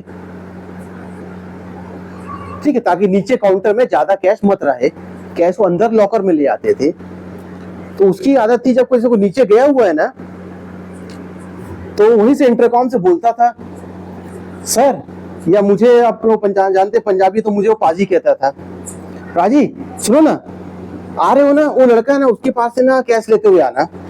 या कोई और सर गया हुआ है ना, मैंने कई बार, मैं जब ऊपर ही बैठा था कई बार मैं, तो बोलता था, सर उस लड़के से ना कैश ले आना। तो अब वो सर क्या बोलेंगे भैया, मैं ही बोलता था ठीक है भैया मैं ले आऊंगा, आया तो हूँ नीचे में, ऊपर कंट्रोल से मैं आ जाते ले आऊंगा। जब दूसरों को काम बोलता था ना वो, तो ना अपनी यूं देखता था, देखा मैंने अपने सीनियर को काम बताया, अपने सीनियर से मैं काम ले रहा हूं मैं, उसकी आदत थी, मतलब अपने आप को ना बड़ा बताना। मतलब मैंने तो आज तक कभी किसी नहीं पूछा भैया, मैं तो कई बार मुझे कोई चीज नहीं पता होती ना, मैं बच्चों से पूछता हूँ। अब भैया उन लोग थोड़ा इंग्लिश में तेज है, हमारे तो हिंदी मीडियम पढ़े, मैं कमजोर हूँ, मैं कई बार उनसे पूछ लेता हूँ इसका मतलब क्या होता है, उसका मतलब क्या होता है। कई लोग भी आज भी स्कूल में पढ़ रहे, मुझे मोबाइल में कई पता नहीं होती है, तो मैं इनसे सीखता हूँ आज। तो भैया हम किसी से कुछ पूछ रहे हैं या किसी का कुछ काम कर दिए तो हम छोटे नहीं हो जाते। लेकिन वो क्या, उसकी आदत थी, वो ना दिखाना चाहता था कि देखा मैंने अपने सीनियर से काम कर पाया। या जैसे उसे कुछ कहोगे ना कि भाई देखो इसको ना ऐसा कर देना चाहिए, काम को रजिस्टर ऐसा बनाओ, ऐसा कर दे तो ठीक रहेगा, उसे पता है कि ये ठीक बोल रहे हैं, लेकिन उसकी एक आदत थी, अच्छा पाजी सुनो ना, अगर इसको ऐसा करेंगे तो कैसा रहेगा, अरे भाई इसको ऐसा करने से गलती हो जाएगी, ऐसा नहीं हो पाएगा, अच्छा ठीक है। मतलब वो ये सोचता था कि कैसे भी करके मैं इनकी बात को काटूं, मैं अपना कुछ भी, अब कुछ भी उससे कहो, हाँ मानेगा जरूर, ऐसा नहीं, काम में ढीला था, काम पूरा करता था वो, लेकिन वो चाहता था कि मुझसे कोई मत बोले, जो मैं करूं ना अपने तरीके से करूं। तो भाई बहनों, आज जो एलन मस्क के अंदर वो आत्मा है, वो ये नहीं सोच रहा कि मानव जाति का भला हो या मैं किसी का कुछ अच्छा करूं, वो अच्छा काम नहीं कर रहा है, वो ये कर रहा है कि मैं खुदा के वचन से कुछ अलग हटके कैसे कर सकता हूं मैं, कि लोग मुझे जाने कि ये काम मैंने किया है। जैसे मैंने पिछले बार बताया था ना, भी आज चिप लग रही कई लोगों को, जो कोमा में चले गए हैं, कई लोगों को पैरालाइज हो गया, उनका शरीर काम नहीं कर रहा है, तो ऐसी चिप लग रही है, उस चिप के जरिए वो लोग कंट्रोल हो रहे हैं। उस चिप के जरिए वो लोग ऐसा ऐसा काम कर सकते हैं, हो सकता कोमा में रहने की वजह से ना कर पा रहे हो। और एक लाइन उसने लिख दी कि भैया ये जो है, जो शारीरिक तौर पर कमजोर है या मानसिक तौर पर कमजोर है, ये चिप उनको लगाई जा रही है। और एक लाइन नीचे छोटी सी लाइन लिख दी, वैसे तो हर कोई किसी ना किसी तरह से परेशानी में है, चाहे वो शारीरिक तौर पर हो, मानसिक तौर पर, किसी भी तरह से। उनका कहने का मतलब ये है कि एक दिन हर एक को ये चिप लगेगी। आज वो क्या कहते हैं, वो एआई आ गया। एआई के जरिए में क्या हो रहा है पता है, भविष्य की बातों में क्या होने वाला है वो बता दिया जाएगा, ऐसा उनका कहना है। हालेलुया। वचन में लिखा हुआ है, जैसा हमने पढ़ा, अन्य भाषा बोलने से अच्छा है कि तुम भविष्यवाणी की धुन में रहो। हालेलुया। मेरे भाई बहनों, एक दूसरे के लिए अच्छा बोलना, क्या है, भविष्यवाणी तो हम कर रहे हैं। हालेलुया। जब किसी भाई बहन कोई परेशानी में होता है कि भैया मैं जा रहा हूँ, एग्जाम देने जा रहा हूँ, आज मेरा एग्जाम है, हम क्या करते हैं, दुआ करते हैं कि भाई खुदा आपको आशीष दे, आप अच्छे नंबरों से पास हो। हालेलुया। क्या है, भविष्यवाणी है। भाई मैं यहाँ जा रहा हूँ, आप खुदा से दुआ कीजिए कि मेरा काम बन जाए। हम क्या कहते हैं, मेरे भाई मेरी बहन, हम आपके लिए दुआ करेंगे। हालेलुया। खुदा सब अच्छा करेगा, आपका काम बनेगा। ये है क्या, इस प्रार्थना के जरिए हम क्या कर रहे हैं, भविष्यवाणी तो कर रहे हैं। क्या नहीं कर रहे हैं भविष्यवाणी? हम भविष्यवाणी कर रहे हैं कि मेरे भाई मेरी बहन, आपके साथ सब अच्छा हो, आपका काम बने। हालेलुया। अब वो एआई आ गया, अब वो भविष्यवाणी कर रहा है। मैंने कहा ना, एलन मस्क भैया मनुष्यों के लिए कुछ अच्छा करूं ये नहीं सोच रहा है वो, मैं खुदा के वचन से कैसे अलग कर सकता हूं। खुदा के वचन में लिखा हुआ है भविष्यवाणी करने की धुन में रहो। हालेलुया। तो अब मैं जो स्कीम बनाऊंगा ना, इसके द्वारा भविष्यवाणी होगी। हालेलुया। अब लोग खुदा का वचन छोड़ के भैया मेरी टेक्निक के पीछे भागेंगे कि ये तो भविष्यवाणी भी कर देता है। हालेलुया। मेरे भाई बहनों, कोरोना जब वायरस आया ना, हमने तो देखा उसे, एक वायरस आया कैसे दुनिया को उसने पिया, दुनिया पूरी बंद हो गई थी कहूं तो। लेकिन इस वायरस पर, ऐसे ऐसे वायरस पर पिक्चरें पहले से बन गई थी। हॉलीवुड की कई मूवियां बन चुकी ऐसे वायरस से, कैसे वायरस फैलता है दुनिया में। भैया यहाँ तक कि ये तो लीक भी हो गया कि चाइना ऐसा वायरस बना रहा था, उसकी लैब से ही ये वायरस बाहर आया है। और ऐसा वायरस बन रहा है, कई वैज्ञानिकों को पता भी था, और उस पर कई मूवियां बन भी चुकी, कैसे वायरस लोगों के जीवन में आता है, फैलता है, और एक मनुष्य के जरिए वायरस दूसरे मनुष्य में चला जाता है। ये काम तो कब से हो रहा है वो, तो आज भी वही कर रहा है, अपने आप को बड़ा बनाना चाह रहा है वो। हालेलुया।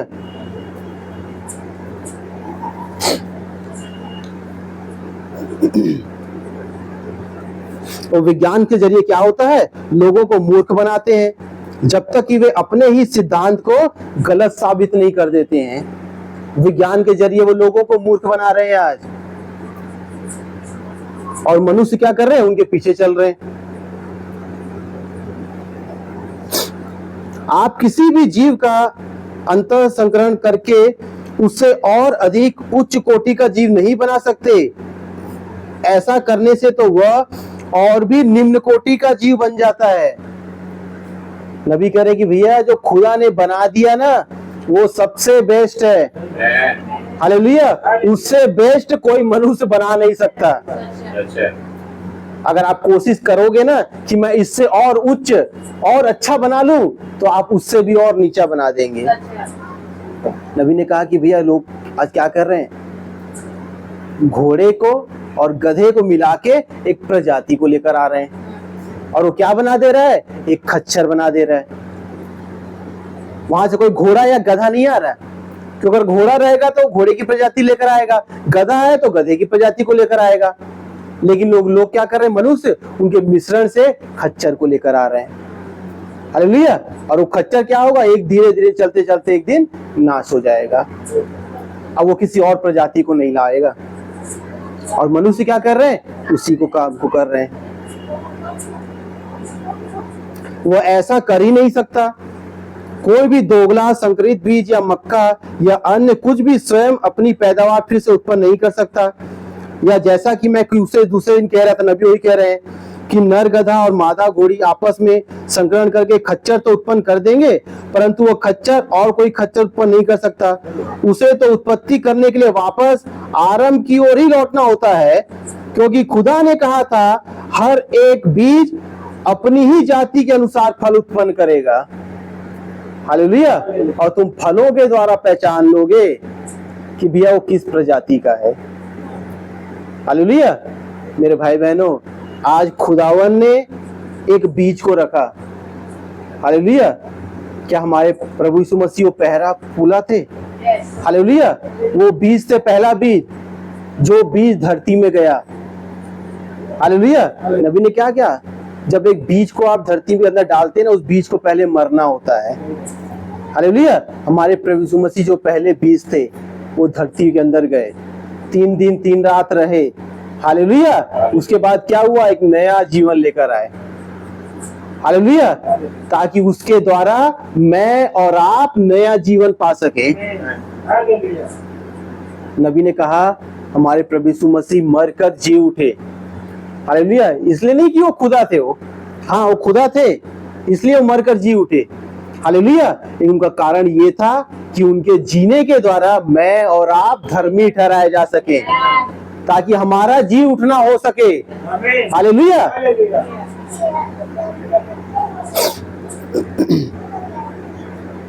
अब देखिए, जब हम बनाए गए थे, जब हमें बनाया गया था, उन्होंने अभी हाल ही में खोज निकाला है कि हमारा शरीर प्रकाश से भरा हुआ है। एक्सरे इस बात को साबित करता है।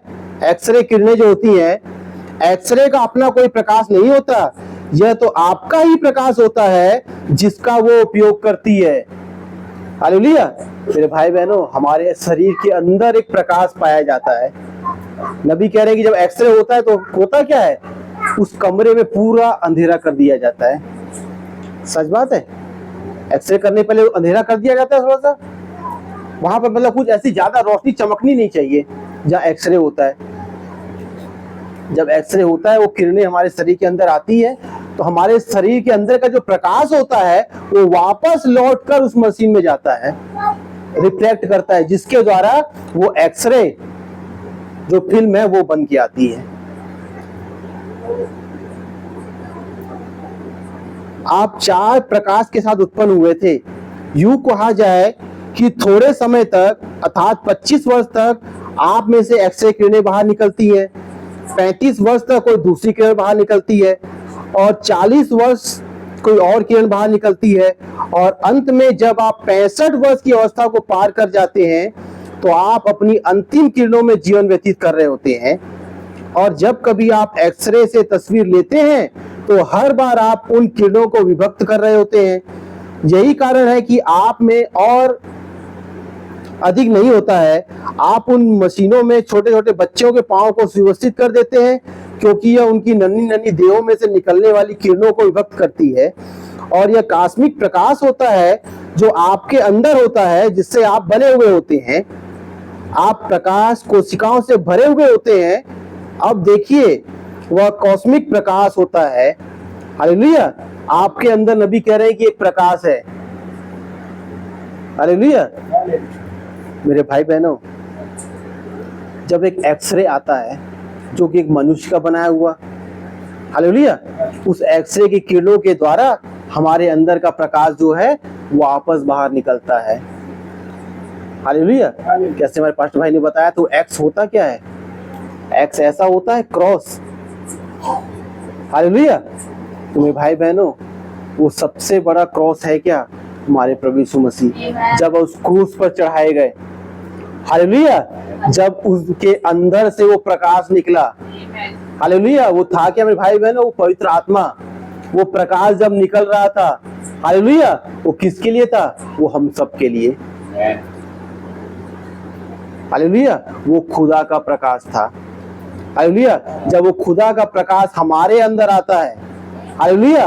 और उस प्रकाश के द्वारा हम क्या करते हैं, जब वो प्रकाश रिफ्लेक्ट होता है तो वो दूसरों के पास जाता है। हालेलुया। अगर वो खुदा का प्रकाश आपके अंदर नहीं है ना, तो नबी ने कहा था ना, आप कितनी बार भी प्रभु यीशु मसीह के नाम का बपतिस्मा ले लो, वो आपको कोई फायदा नहीं पहुंचाएगा। हालेलुया। जब तक ये खुदा का प्रकाश आपके अंदर ना हो।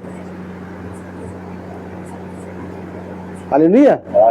अच्छा, उस एक्सरे के द्वारा होता क्या है, जो संसार में साइंस के द्वारा जो एक्सरे आया, उस एक्सरे के द्वारा पता चलता है हमारे शरीर के अंदर में परेशानी क्या है, हमारे शरीर के अंदर में दिक्कत क्या है, हमारे अंदर क्या कमी है,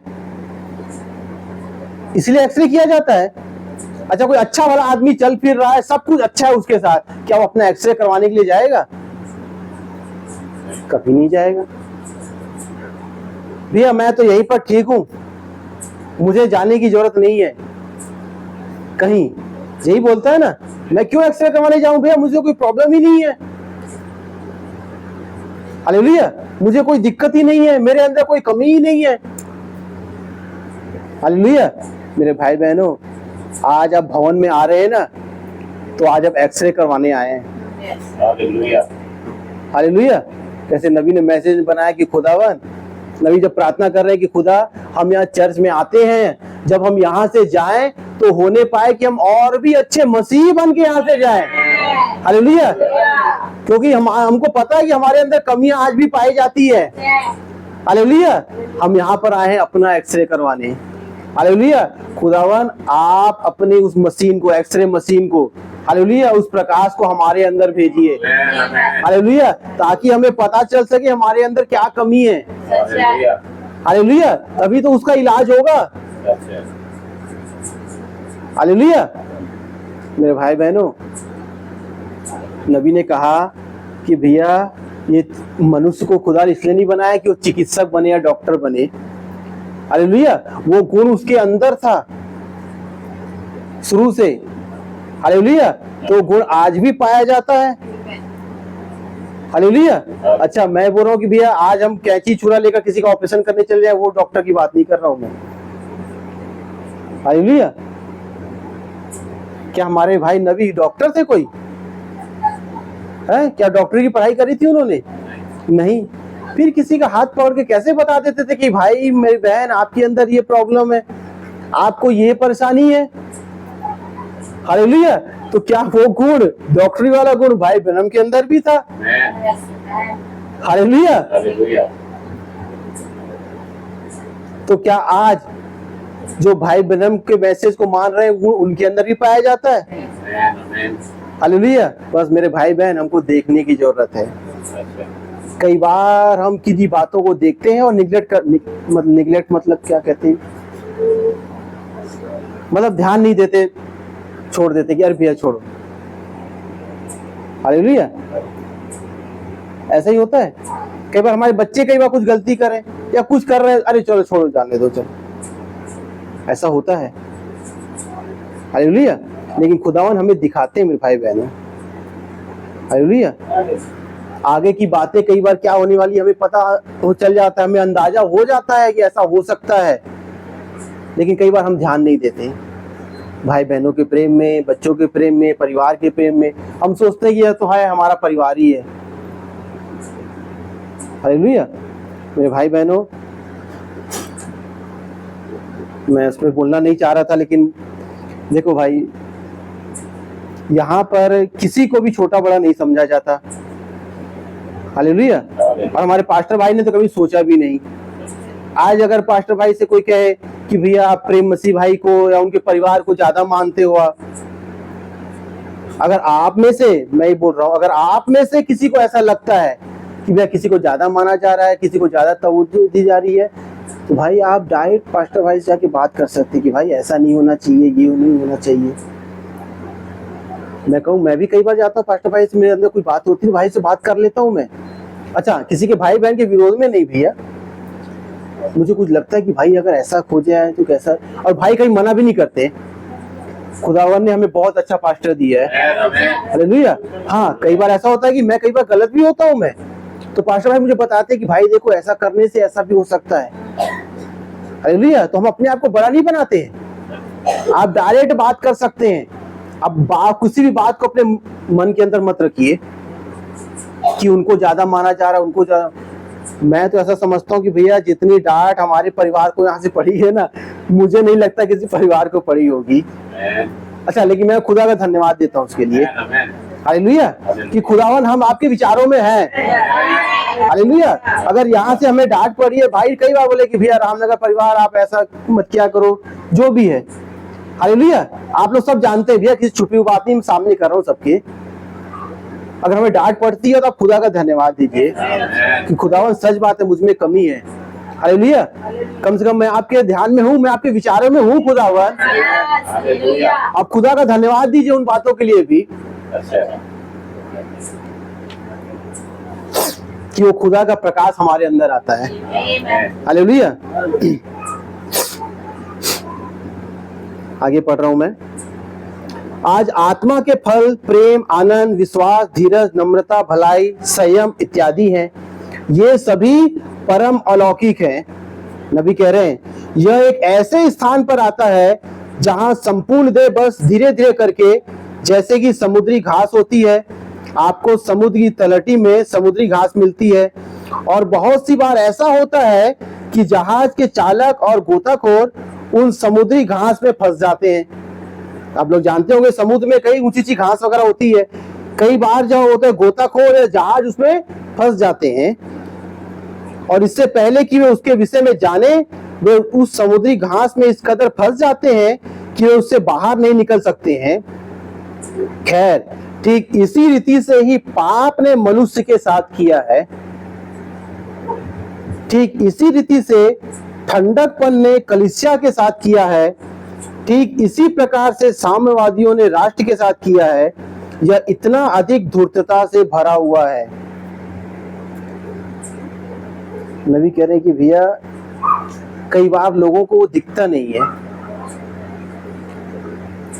जो समुद्र वगैरह में होती है ना, कई गहरे जो नदी तालाब होते हैं, वहाँ एक किस्म की ना, मतलब क्या कहें, जो घास होती है, उस घास में हमने कई बार, मैं जब टोल प्लाजा कुम्हारी जाता था भैया, कुम्हारी में वहाँ केस हुआ था कि जो भैंसें होती थी ना, कई लोग भैंस को ले जाते थे नहलाने, वहाँ उस घास में कई भैंसें जो फंस के मर गई।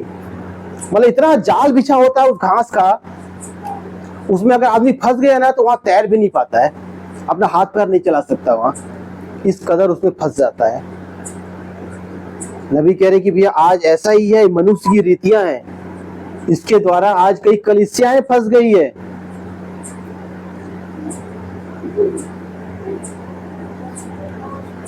भाई बहनों, ये हो किस ले रहा है कि जो खुदा का शब्द है ना, हम उसे पूरी रीति से सुन नहीं पा रहे हैं, उसे समझ नहीं पा रहे हैं कि खुदा ने हमारे लिए क्या किया है।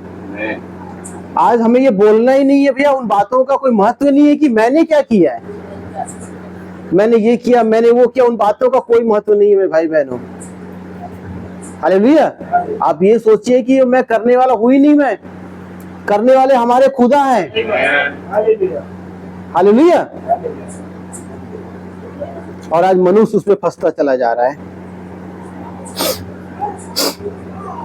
और फिर मानव देह में हमारे अंदर इस कदर लिपट गया है, और नामधारी कलीसियाओं के द्वारा और विश्वास का इनकार करने के द्वारा तथा इसी प्रकार के दूसरे कार्यकलापों के करने के द्वारा यह खुदा के इस प्रकाश को हमारे में से बाहर निकाल रहा है। यह तो खुदा के विश्वास की महान सामर्थ्य की किरणों को जो हमारे अंदर है, जो हमारे अंदर होनी चाहिए, बाहर निकाल रहा है। आज उन संसारिक कामों के द्वारा हम कर क्या रहे हैं, जो खुदा का प्रकाश हमारे अंदर पाया जाता है, हम उसे बाहर निकाल रहे हैं।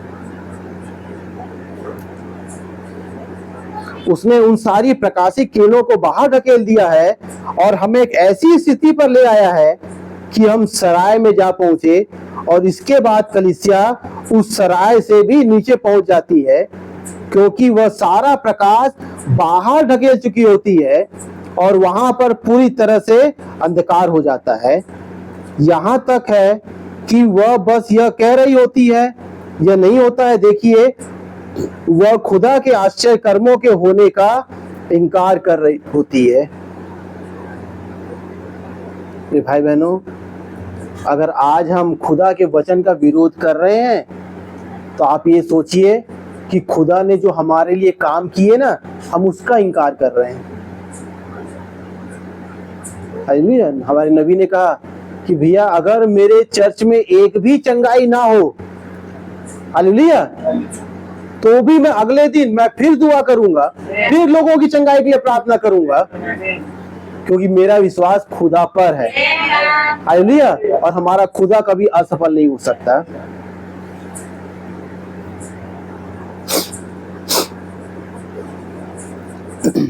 और तो भी मनुष्य के अंदर कहीं ना कहीं कुछ ऐसा होता है कि यदि वह उसे थोड़ा सा कर दे, जैसा कि मैंने इसे समझाया था कि यह एक बटन के जैसा होता है। जब कोई मनुष्य बच चुका होता है तो उसका इतना सा खुदा होता है, वह छोटा सा उजियाला, खुदा का उजियाला उसके अंदर आता है कि उसे उन कामों को करने के लिए रोके जो गलत है। हालेलुया। मेरे भाई बहनों, जब खुदा का प्रकाश, जब खुदा का वचन आपके अंदर आ जाएगा ना, तो उन कामों को करने से आपको रोकेगा जो काम गलत है। हालेलुया। अब देखिए, यदि आप सारे द्वेष, सारे शत्रुता और मनमुटाव और अविश्वास को बाहर निकाल देते हैं, तो खुदा की सामर्थ और प्रकाश, जो कि छोटे से बटन के जैसा होता है, निरंतर बढ़ता चला जाता है और बढ़ता ही चला जाता है। वह तो बढ़ता ही रहता है और अविश्वास को बाहर निकालता जाता है। और आप ऐसा शारीरिक व्यायाम या कसरत की प्रेरणा से नहीं करते हैं, आप ऐसा पवित्र और समर्पित जीवन के द्वारा ही करते हैं कि पवित्र आत्मा आप में से विचरण करता है। हालेलुया।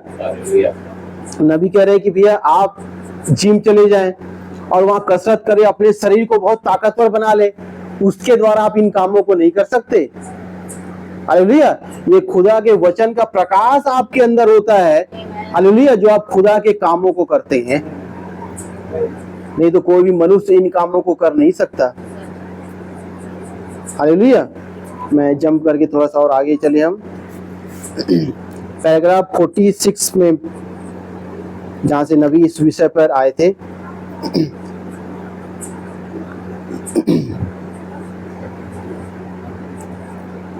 मैं चाहूंगा भाई अभी जो हमने पढ़ा उसको एक बार पढ़ दे, फिर हम लोग यहाँ से नबी के वचन से पढ़े। पहला कुरिन्थियों 1:8 से पढ़ दे भाई। हाँ, पहला कुरिन्थियों 14 अध्याय जो हमने पढ़ा था। प्रेम का अनुकरण करो और आत्मिक वरदानों की भी धुन में रहो, विशेष करके यह कि भविष्यवाणी करो, क्योंकि जो अन्य भाषा में बातें करता है वह मनुष्यों से नहीं परंतु खुदा से बातें करता है, इसलिए कि उसकी बातें कोई नहीं समझता, क्योंकि वह भेद की बातें आत्मा में होकर बोलता है। परंतु जो भविष्यवाणी करता है वह मनुष्यों से उन्नति और उपदेश और शांति की बातें कहता है। जो अन्य भाषा में बातें करता है वह अपनी ही उन्नति करता है, परंतु जो भविष्यवाणी करता है वह कलीसिया की उन्नति करता है। मैं चाहता हूँ कि तुम सब अन्य भाषाओं में बातें करो, परंतु इससे अधिक यह चाहता हूँ कि भविष्यवाणी करो, क्योंकि यदि अन्य भाषा बोलने वाला कलीसिया की उन्नति के लिए अनुवाद न करे तो भविष्यवाणी करने वाला उससे बढ़कर है। इसलिए हे भाइयों, यदि मैं तुम्हारे पास आकर अन्य भाषाओं में बातें करूं और प्रकाश या ज्ञान या भविष्यवाणी या उपदेश की बातें तुमसे ना कहूं, तो मुझसे तुम्हें क्या लाभ होगा। इसी प्रकार यदि निर्जीव वस्तुएं भी जिनसे ध्वनि निकलती है, जैसे बांसुरी या बीन, यदि उनके स्वरों में भेद ना हो तो जो फूका या बजाया जाता है वह कैसे पहचाना जाएगा। और यदि तुरी का शब्द साफ ना हो तो कौन लड़ाई के लिए तैयारी करेगा। हाँ भैया, वचन में लिखा हुआ कि जो निर्जीव वस्तुएं हैं, हालेलुया भैया, एक व्यक्ति बांसुरी बजाता है, अब किसी को भी हाथ में आप बांसुरी दे दो, हर कोई बजा नहीं सकता उसे, उसकी एक धुन होती है, एक राग होता है। अब ये भाई कोई तबला बजा रहा है, ढोलक बजा रहा है, तो जो बजा पा रहा है वही बजा रहा है, हर कोई नहीं बजा पाएगा। अच्छा। अब हम यहाँ गाना कुछ और गा रहे हो, कई बार ऐसा होता है बच्चे बजाते हैं, तर तर बजाते रहते हैं, और हम लोग क्या करते हैं, गाना गाते हैं तो उसे चुप कराते हैं, भैया तू अभी शांत रह, बाद में बजाना, ऐसा कहते हैं। अगर उसका सुर ताल ही वैसा नहीं है तो गाने से मैच नहीं कर रहा है। जब निर्जीव वस्तुओं के लिए ऐसी बात है तो खुदा ने तो हमारे अंदर अपना जीवन रखा हुआ है। हालेलुया। और वही शब्द अगर हम ऐसा वैसा बोले जो वचन के अनुसार ना हो, जो वचन से मेल ना खाता हो, तब उससे किसी का फायदा हो पाएगा? नहीं।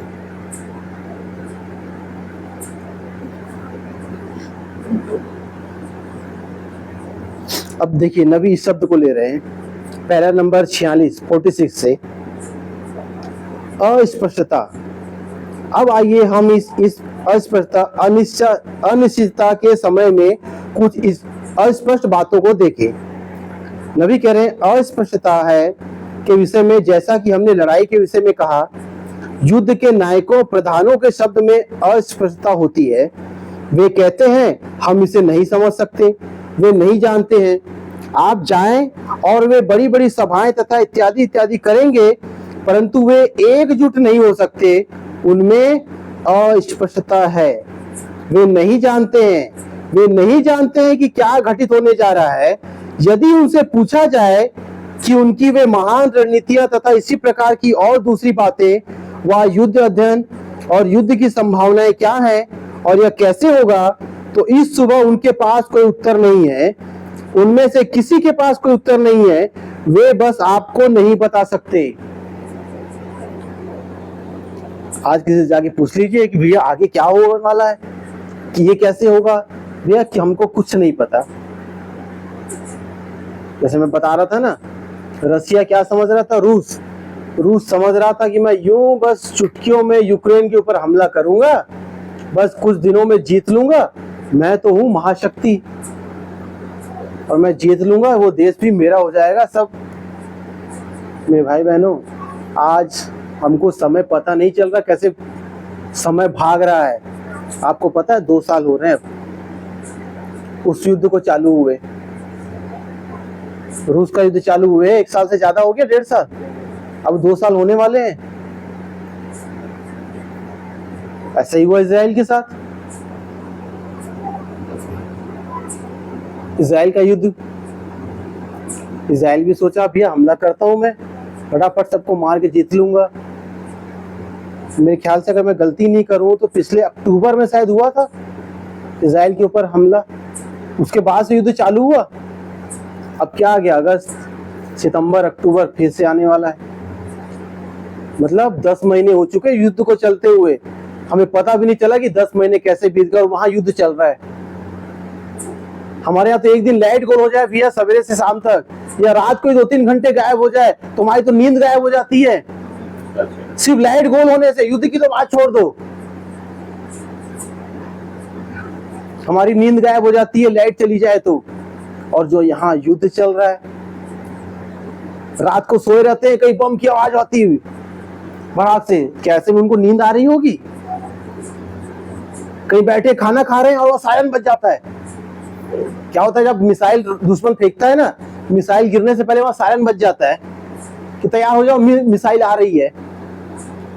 जहां सायरन बजता होगा भैया निवाला उनके अंदर जाएगा। कैसी परिस्थितियों में वो लोग जी रहे होंगे, आप ये सोचिए। हमारे कई इंडियन जो रशिया में थे, वहां पढ़ने गए थे या जॉब करने जो भी गए थे, युद्ध चालू हुआ, जो वापस आ गए, जो नहीं आ पाए हुआ क्या, उनको युद्ध में भेज दिया गया, जाओ और युद्ध लड़ो। उसमें से कईयों का अता पता भी नहीं है, कई तो गायब हो गए। आज ये दुनिया में चल रहा है जिसे वो लोग समझ नहीं पा रहे। हालेलुया। वे बस आपको नहीं बता सकते हैं।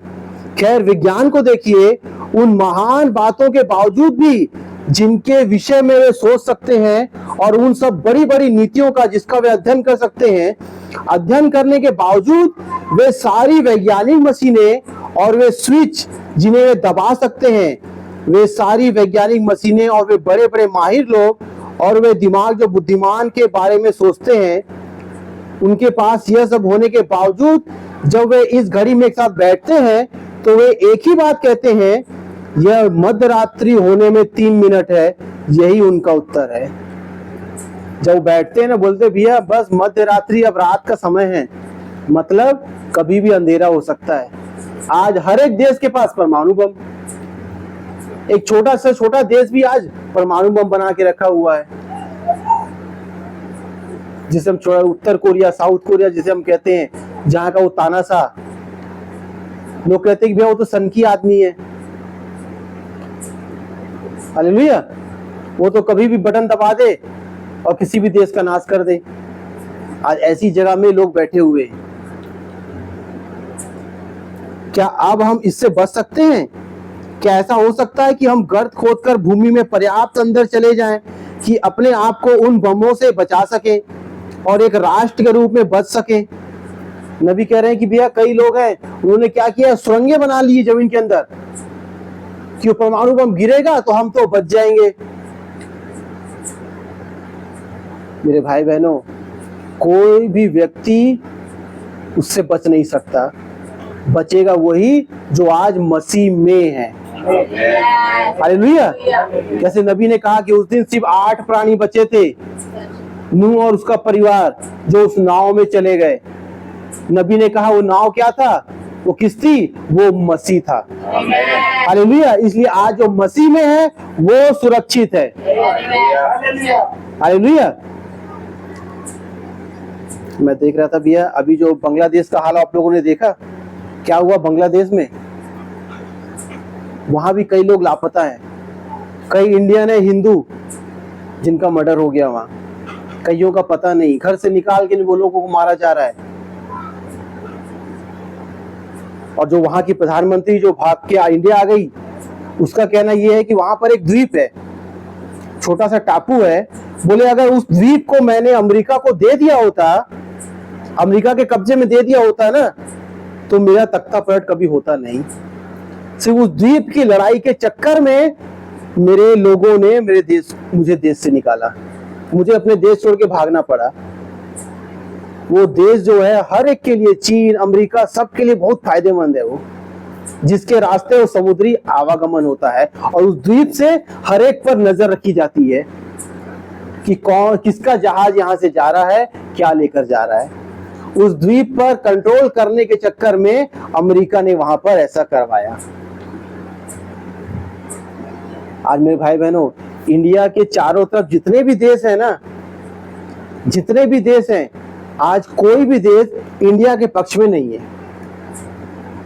इंडिया के चारों तरफ जितने भी हैं, चाहे वो पाकिस्तान हो, चाहे वो चीन हो, चाहे नेपाल हो, चाहे म्यांमार हो, चाहे श्रीलंका हो, जितने भी देश हैं, हर एक पर चीन अपना कब्जा करते जा रहा है।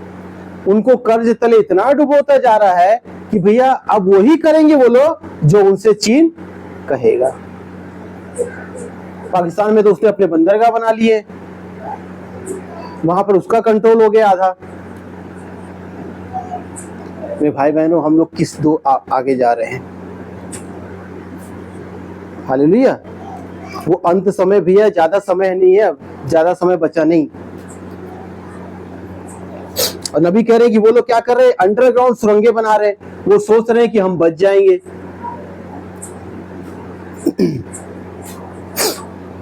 आप निश्चय ही बच नहीं सकते हैं, क्योंकि यह बम तो भूमि के अंदर हर एक मील तक वार करेंगे। आप कितनी गहरी सुरंग बना लो, वहां तक भी बम का असर हो जाएगा। क्या हो यदि हम भूमि के अंदर 10 मील की गहराई में चले जाएं? यदि आप ऐसा कर लेंगे तो आप लावे में होंगे। लावा जानते हैं? जब कोई गर्म चीज पिघलती है, जैसे आपने लोहा पिघलते हुए देखा हो कई जगह, लोहा पिघलता है तो बिल्कुल गर्म राख होती है, उसे कहते हैं लावा। जब ज्वालामुखी फूटता है, वहां से क्या निकलता है? गर्म लावा। वो तो राख होती है, शहर के शहर तबाह कर देता है वो। बोले अगर आप ऐसा सोच रहे हैं ना कि हम सुरंग बना लेंगे, उसके अंदर घुस जाएंगे और हम बच जाएंगे, नबी कह रहे हैं कि आप लावे के अंदर दब जाएंगे या उसमें तब्दील हो जाएंगे, आपकी हड्डियां भी पता नहीं चलेगी कि आप कहां गए। और मनुष्य सोच रहा है कि हम उसे बनाने के द्वारा बच जाएंगे।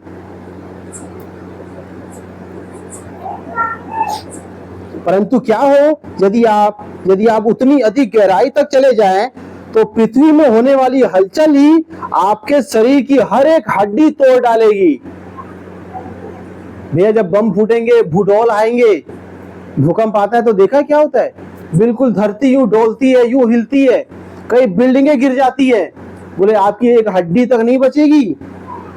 आप सोच रहे हैं कि उसके अंदर जाके हम बच जाएंगे। नीचे तो कोई मार्ग, बचाव मार्ग नहीं है, बचने का मार्ग तो ऊपर है। हालेलुया। ओ मैं अत्यधिक आनंदित हूं कि हमारे पास उत्तर है। क्या आप आनंदित नहीं है? हालेलुया। एक शब्द है जो कि बहुत स्पष्ट है। हालेलुया। नबी कह रहे हैं कि आज सारी दुनिया में जो शब्द हो रहे हैं भैया अस्पष्ट शब्द है, मतलब लोगों को समझ में नहीं आ रहा कि करे क्या, लोग सिर्फ भाग रहे हैं। अगर हम ऐसा कर लें तो बच जाएंगे, वैसा कर ले तो बच जाएंगे। हालेलुया। जमीन के अंदर नीचे चले जाए तो बच जाएंगे, लेकिन नबी कह रहे कि बचने का मार्ग सिर्फ ऊपर है। हालेलुया। क्योंकि हमारे खुदा ने हमसे वायदा किया है, हालेलुया, कि मैं जाता हूं एक जगह तैयार करने ताकि मैं आऊं और तुम्हें भी ले जाऊं। हालेलुया। जमीन खोदकर नीचे जाने की और जाकर गुफाओं में छिपने की तुरही बज रही है, और मैं सुनता हूं कि वे सारी सरकार को तथा लोगों को फोर्ट नॉक्स और मेमोथ गुफाओं के आसपास लेकर जा रहे हैं, और वहां पर उन्हें एक जगह मिली है जिसे वे तैयार कर रहे हैं।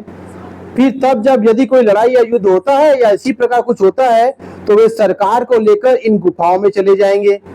वो ऐसा ही सोच रहे हैं आज। क्या बाइबल स्पष्ट रूप से यह नहीं कहती है कि वे अपने आप को गुफाओं में और ऐसे ही और दूसरे स्थानों में छिपा लेंगे? बिल्कुल ठीक ऐसा ही बाइबल कहती है कि जब वो तबाही आएगी ना, लोग भागेंगे, हालेलुया, और पहाड़ों से कहेंगे कि हम पर गिर पड़। ऐसी तबाही उस समय आएगी। मनुष्य का मांस खाएगा, और वो सोच रहे हैं कि हम सुरंगें बना लेंगे और बच जाएंगे, क्योंकि बाइबल में लिखा हुआ भैया वो ऐसा सोच रहे हैं। बिल्कुल ठीक ऐसा ही बाइबल कहती है, समझे। देखिए उनके पास उत्तर नहीं है, अतः हमारी महान सैनिक सामर्थ्य की शासन पद्धति के पास कोई उत्तर नहीं है। अब देखिए हम यह सुनने के आदी हो गए हैं कि हमारी विज्ञान यह कहे कि हम एक अति विशाल मशीन बना सकते हैं। हमारे पास तो उस बंदूक से कहीं अच्छी बंदूकें हैं जो जर्मन बना सकता है। हमारे पास ऐसे लोग हैं जिनके पास प्रचुर मात्रा में चित्त की स्थिरता और सामर्थ्य है, और इसे करने के लिए हमारे समर्थन में प्राचीन चित्त की स्थिरता है, और पुराना सिरफिरा किस्म का जोशीला इंसान है, और ड्रम बजाते हैं और बिगुल फूंकते हैं और ध्वज लहराते हैं और विजय आनंद करते हैं। लड़के हम वहां पर जा सकते हैं, और हमारे पास इसका इस्तेमाल करने के लिए हमारे समर्थन में चित्त की पुरानी ताकत और स्थिरता है। वो आज लोग बड़े खुश हो रहे हैं कि हमारे पास ऐसी, मतलब अमेरिका की बात कर रहे हैं नबी, कि भैया हमारे पास आज ऐसी ऐसी बंदूकें हैं जो जर्मनी वालों के पास नहीं है। ऐसे ऐसे हथियार आज अमेरिका में है। रूस सोच रहा है कि हमारे पास उससे अच्छे हथियार हैं। चीन सोच रहा है हमारे पास उनसे अच्छे हथियार हैं। मेरे भाई बहनों, इन हथियारों के द्वारा आप किसी को बचा नहीं सकते। ये बनाए किस लिए गए? ताकि दूसरों को मारे। ये दूसरों को मारने के लिए बनाया जा रहा है ये सब चीजें। हालेलुया। हालेलुया। लेकिन हमारे खुदावन ने क्या कहा कि मैं पापियों को बचाने के लिए आया हूँ। हालेलुया। हमारे खुदा ने हमारे पास एक बहुत अच्छा हथियार दिया हुआ भाई बहनों। हालेलुया। वो है खुदा का वचन। हालेलुया। खुदावन ने क्या कहा अपने चेलों से? मैं जा रहा हूं प्रार्थना करने, जागते रहो और प्रार्थना करते रहो। हालेलुया। ताकि जब वो समय आए, उस विपत्ति का समय, तब तुम उस विपत्ति में ना पड़ो। इसलिए जागते रहो और प्रार्थना करते रहो। वो हमारे पास अधिक हथियार है जो खुदा ने दिया हुआ है। हालेलुया। संसार के हथियार के द्वारा क्या हो रहा है, लोग जान ले रहे हैं, लेकिन खुदा के वचन के द्वारा जीवन मिल रहा है।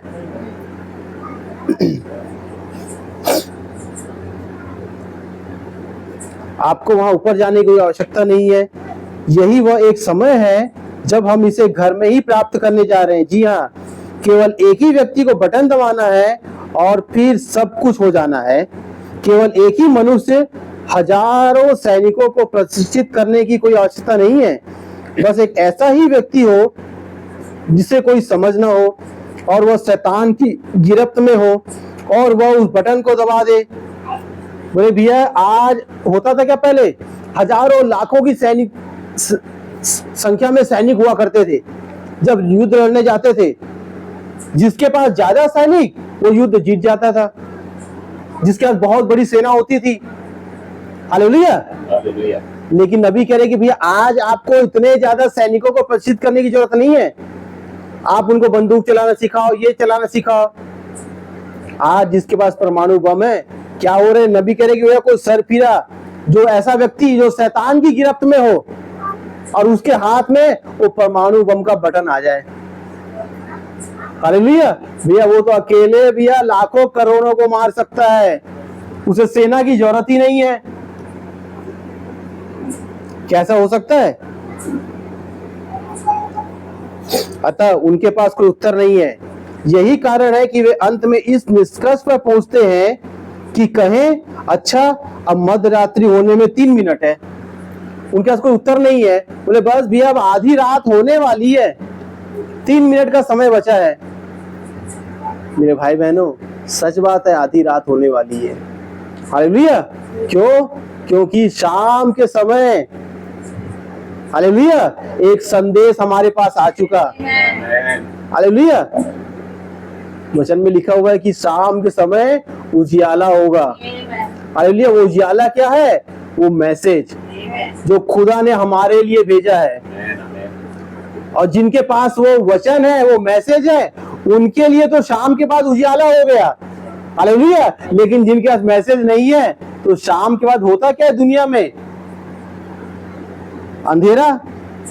शाम के बाद रात होती है। तो इसलिए वो कह रहे हैं कि भाई अब तो मध्यरात्रि का समय है, क्योंकि उनके लिए वाकई में अब रात है, उनके लिए वो अंधेरा है। लेकिन खुदावन का धन्यवाद देते कि खुदा का प्रकाश हमारे अंदर है। हालेलुया। जो हमारे अंदर से रिफ्लेक्ट भी हो रहा है।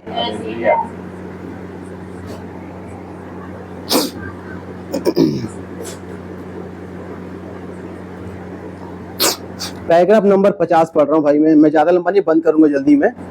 पैराग्राफ नंबर 50 जिनके पास है देखें, मेरे पास है। नबी कह रहे हैं मेरे पास उसकी एक फिल्म है। यह मेरे एक चिकित्सक मित्र से उधार ली गई है और यह है मध्यरात्रि होने में 3 मिनट। इस नाम से एक पिक्चर बनी है, मूवी। अब देखिए, यह फिल्म लगभग 5 वर्ष पहले तब बनाई गई थी जब यहूदियों ने पहली बार फिलिस्तीन लौटना आरंभ किया था।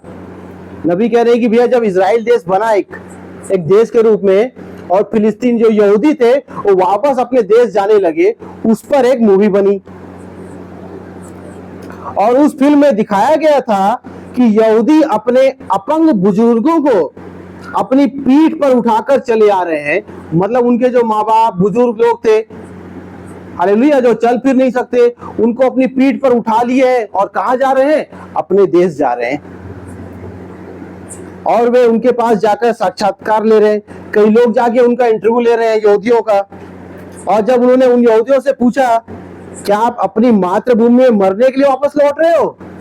अरे भैया, वो इजराइल देश, वहां तो कुछ है नहीं, बिल्कुल उजाड़ पड़ा हुआ है। वहां जाओगे, खाओगे क्या तुम लोग? तुम कह रहे हो कि हम अपने देश जाएंगे, वहां तो कुछ है ही नहीं, तुम क्या वहां मरने के लिए जा रहे हो? सारे देश के लोग उनसे पूछ रहे हैं। तब उन्होंने क्या कहा? तो उन्होंने कहा, हम अपने मसीहा को देखने के लिए वापस आए हैं। हालेलुया। मेरे भाई बहनों, वो यहूदी कहाँ गए? अपने मसीहा से मिलने। हालेलुया। वो 1,44,000 वो आज भी इंतजारी में है। हालेलुया। जैसे भाई ने बताया कि ये मैसेज आज वहां पहुंच चुका है। हालेलुया। और वो उस इंतजारी में है कि अब या तब उनका उठाया जाना हो जाए। हालेलुया मेरे भाई बहनों, लेकिन वचन में लिखा हुआ है कि अभी एक है जो इसे रोके हुए है। अभी वो 1,44,000 क्यों है अभी बचे हैं कि भैया आज जब तक दुल्हन यहाँ से उठाई नहीं जाएगी तब तक वो दिन नहीं आएगा। हालेलुया। लेकिन वो पाप का पुरुष तैयार बैठा है।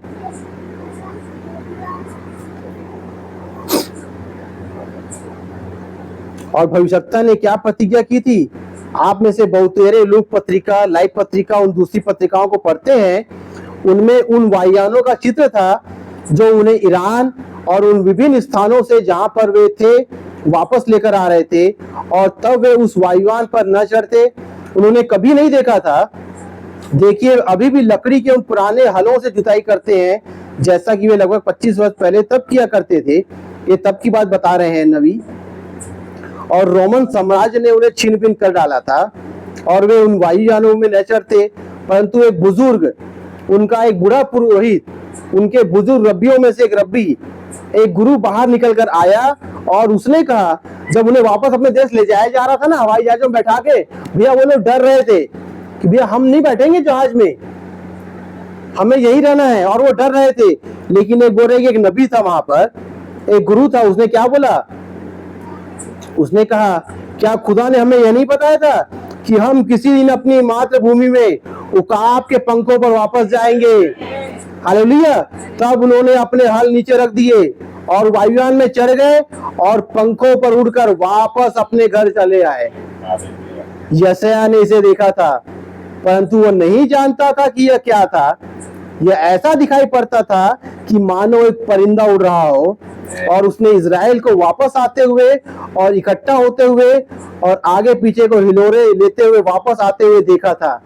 हालेलुया। तो भाई बहनों, एक नबी ने कह दिया था कि वो कैसे उकाब के पंखों के समान आ रहे हैं अपने देश में।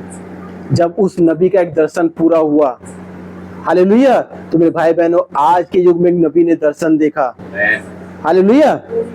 कैसे वचन के वस्त्रों को पहने हुए एक दुल्हन को देख रहे थे। हालेलुया। जिसने वचनों का श्रृंगार किया हुआ था, जिसने वचनों को ओढ़ा हुआ था। हालेलुया मेरे भाई बहनों, जब वो दर्शन पूरा हुआ तो आज के युग के नबी का दर्शन भी पूरा होने जा रहा है। हालेलुया। जो नबी ने कहा वो एक एक बात पूरी होने जा रही है। हालेलुया।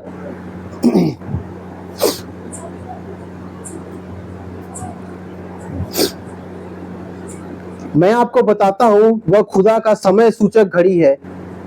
अतः जब आप यहूदियों को उस प्रकार लौटते हुए देखते हैं तो तुम यह जान ले कि हम अंत पर हैं। अब वह अभी हाल में ही एक राष्ट्र बना है और वे वहां पर वह सब कुछ बन गए हैं जो कि वे हैं। उनकी अपनी मुद्रा है और अपनी सेना है और उनके पास अपना सब कुछ है।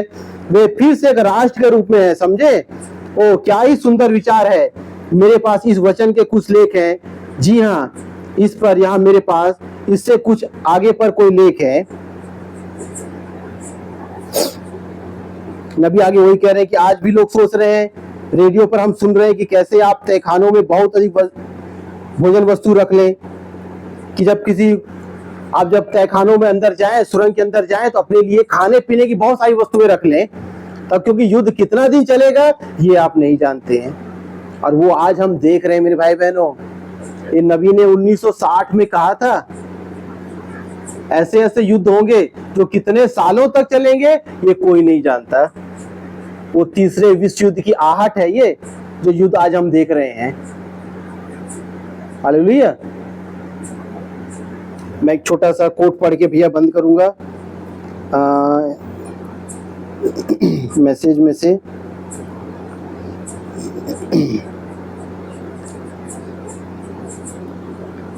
मैसेज का नाम है विश्वास, जो 1961 में नबी ने दिया था। या मैसेज का हो या आप जो भी कहें इसे,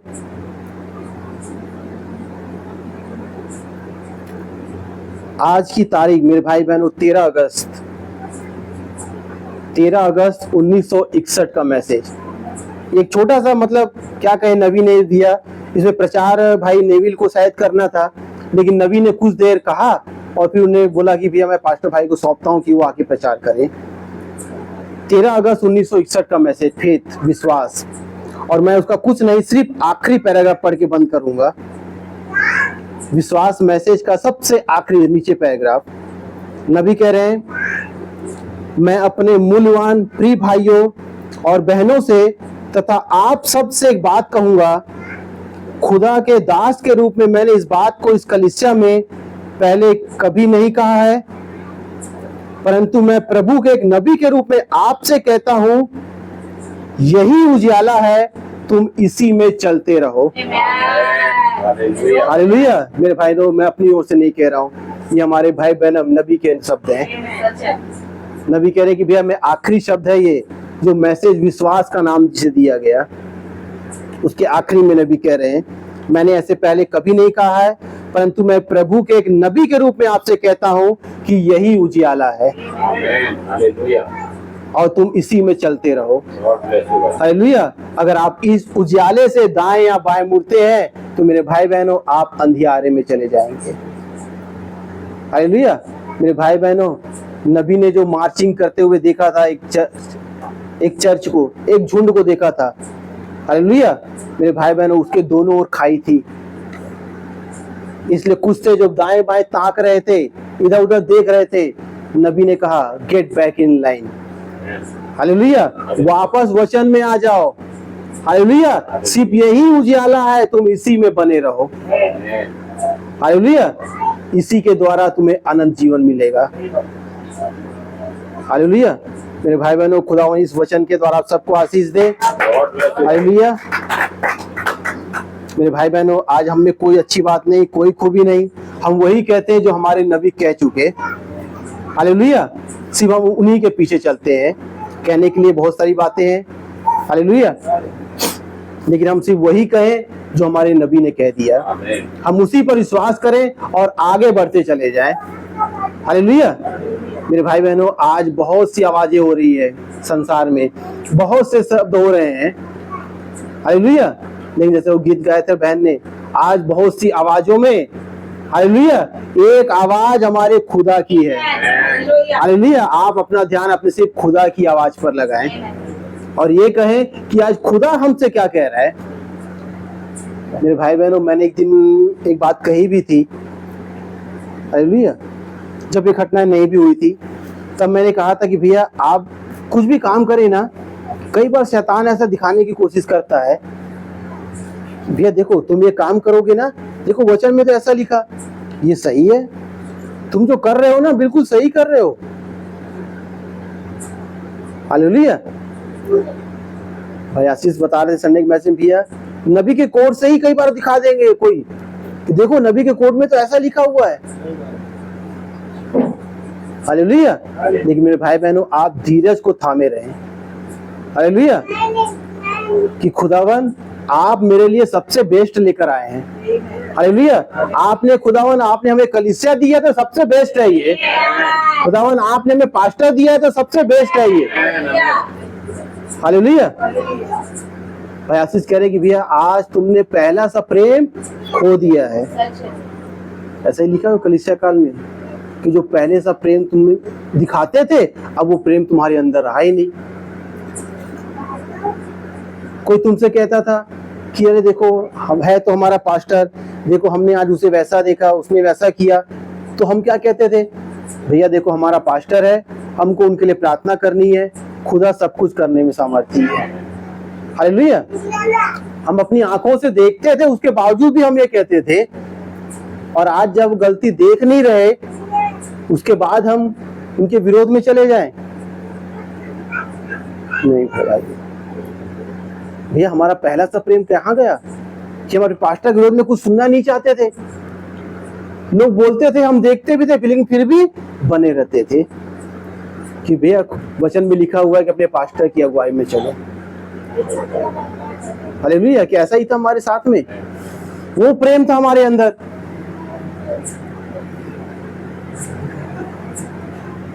भैया जब इजरायलियों ने कहा कि हमें एक हड्डी मांस वाला राजा चाहिए,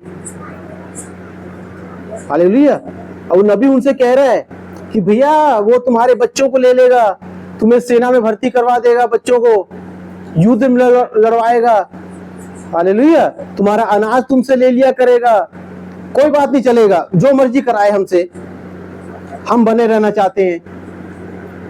वो क्या था? वो उनके अंदर प्रेम था उस शारीरिक राजा के लिए था। जो शारीरिक राजा वो मांग रहे थे, बोले कोई बात नहीं चलेगा, कुछ भी कराए हमसे चलेगा, हम उनके पीछे बने रहना चाहेंगे। लेकिन जब एक आत्मिक राजा आ गया, हालेलुया, जब हमारे प्रभु यीशु मसीह देह में होकर आ गए, तो वही लोग क्या कह रहे हैं? अरे ये तो व्यवस्था के विरोध में काम करता है, व्यवस्था में तो ऐसा लिखा हुआ है, मूसा ने तो हमसे ऐसा कहा है। मेरे भाइयों बहनों, वो वचन अगर तब के लिए था तो आज के लिए भी है।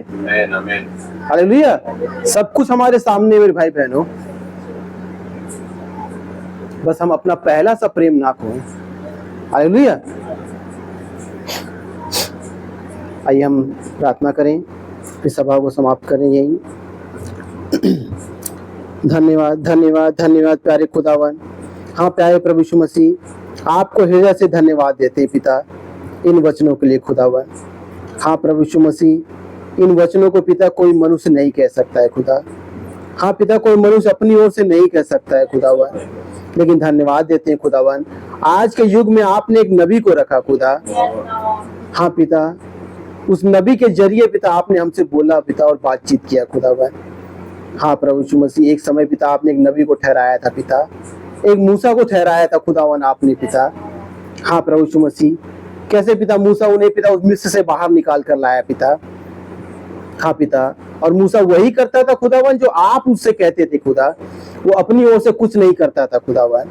हाँ पिता, लेकिन फिर भी पिता इस्राएली वहां कुड़कुड़ा रहे थे पिता, उस गुलामी से बाहर निकलने के बावजूद भी पिता वो सोच रहे थे कि ये तो कोई मनुष्य है। हाँ प्रभु यीशु मसीह, आज भी लोगों ने ऐसा ही समझा पिता कि भाई ब्रह्म तो एक मनुष्य है, हम मनुष्य की बातों को क्यों माने। लेकिन धन्यवाद देते हैं खुदावन, वो उस पवित्र आत्मा को पिता आपने भाई ब्रह्म के अंदर रखा पिता। हाँ प्रभु यीशु मसीह, हम किसी मनुष्य के पीछे नहीं चल रहे पिता, हम उस पवित्र आत्मा के पीछे चल रहे खुदावन, जिसे आपने हमारे युग में भेजा पिता, उस नबी के अंदर है खुदावन। हाँ प्रभु यीशु मसीह, होने पाए पिता, अब भी अगर पिता हमें कोई कमी घटी है खुदावन, तो आप उसे दूर करें खुदावन। जैसे नबी कहते थे पिता, जब हम ये चर्च से जाएं खुदा, तो और भी अच्छे मसीह बनकर जाएं खुदावन। आप हमारे विश्वास को बढ़ाइए खुदावन। हाँ खुदावन, और पिता उस स्पष्ट शब्दों को पिता आप हमारे कानों पर ले लिए खुदा, आप हमारे कानों का खतना कीजिए खुदा, ताकि हम संसार की बातों को ना सुने खुदा जो कि अस्पष्ट है खुदा। हाँ प्रभु यीशु मसीह, वो आज भी पिता सोच रहे हैं कि आगे क्या होगा हम नहीं जानते, लेकिन खुदावन धन्यवाद देते खुदा कि आपने हमसे वायदा किया है खुदावन। हाँ पिता, हम उस वायदे को देख रहे हैं खुदावन, क्योंकि वो वायदा आपका है पिता, वो किसी मनुष्य का वायदा नहीं है पिता।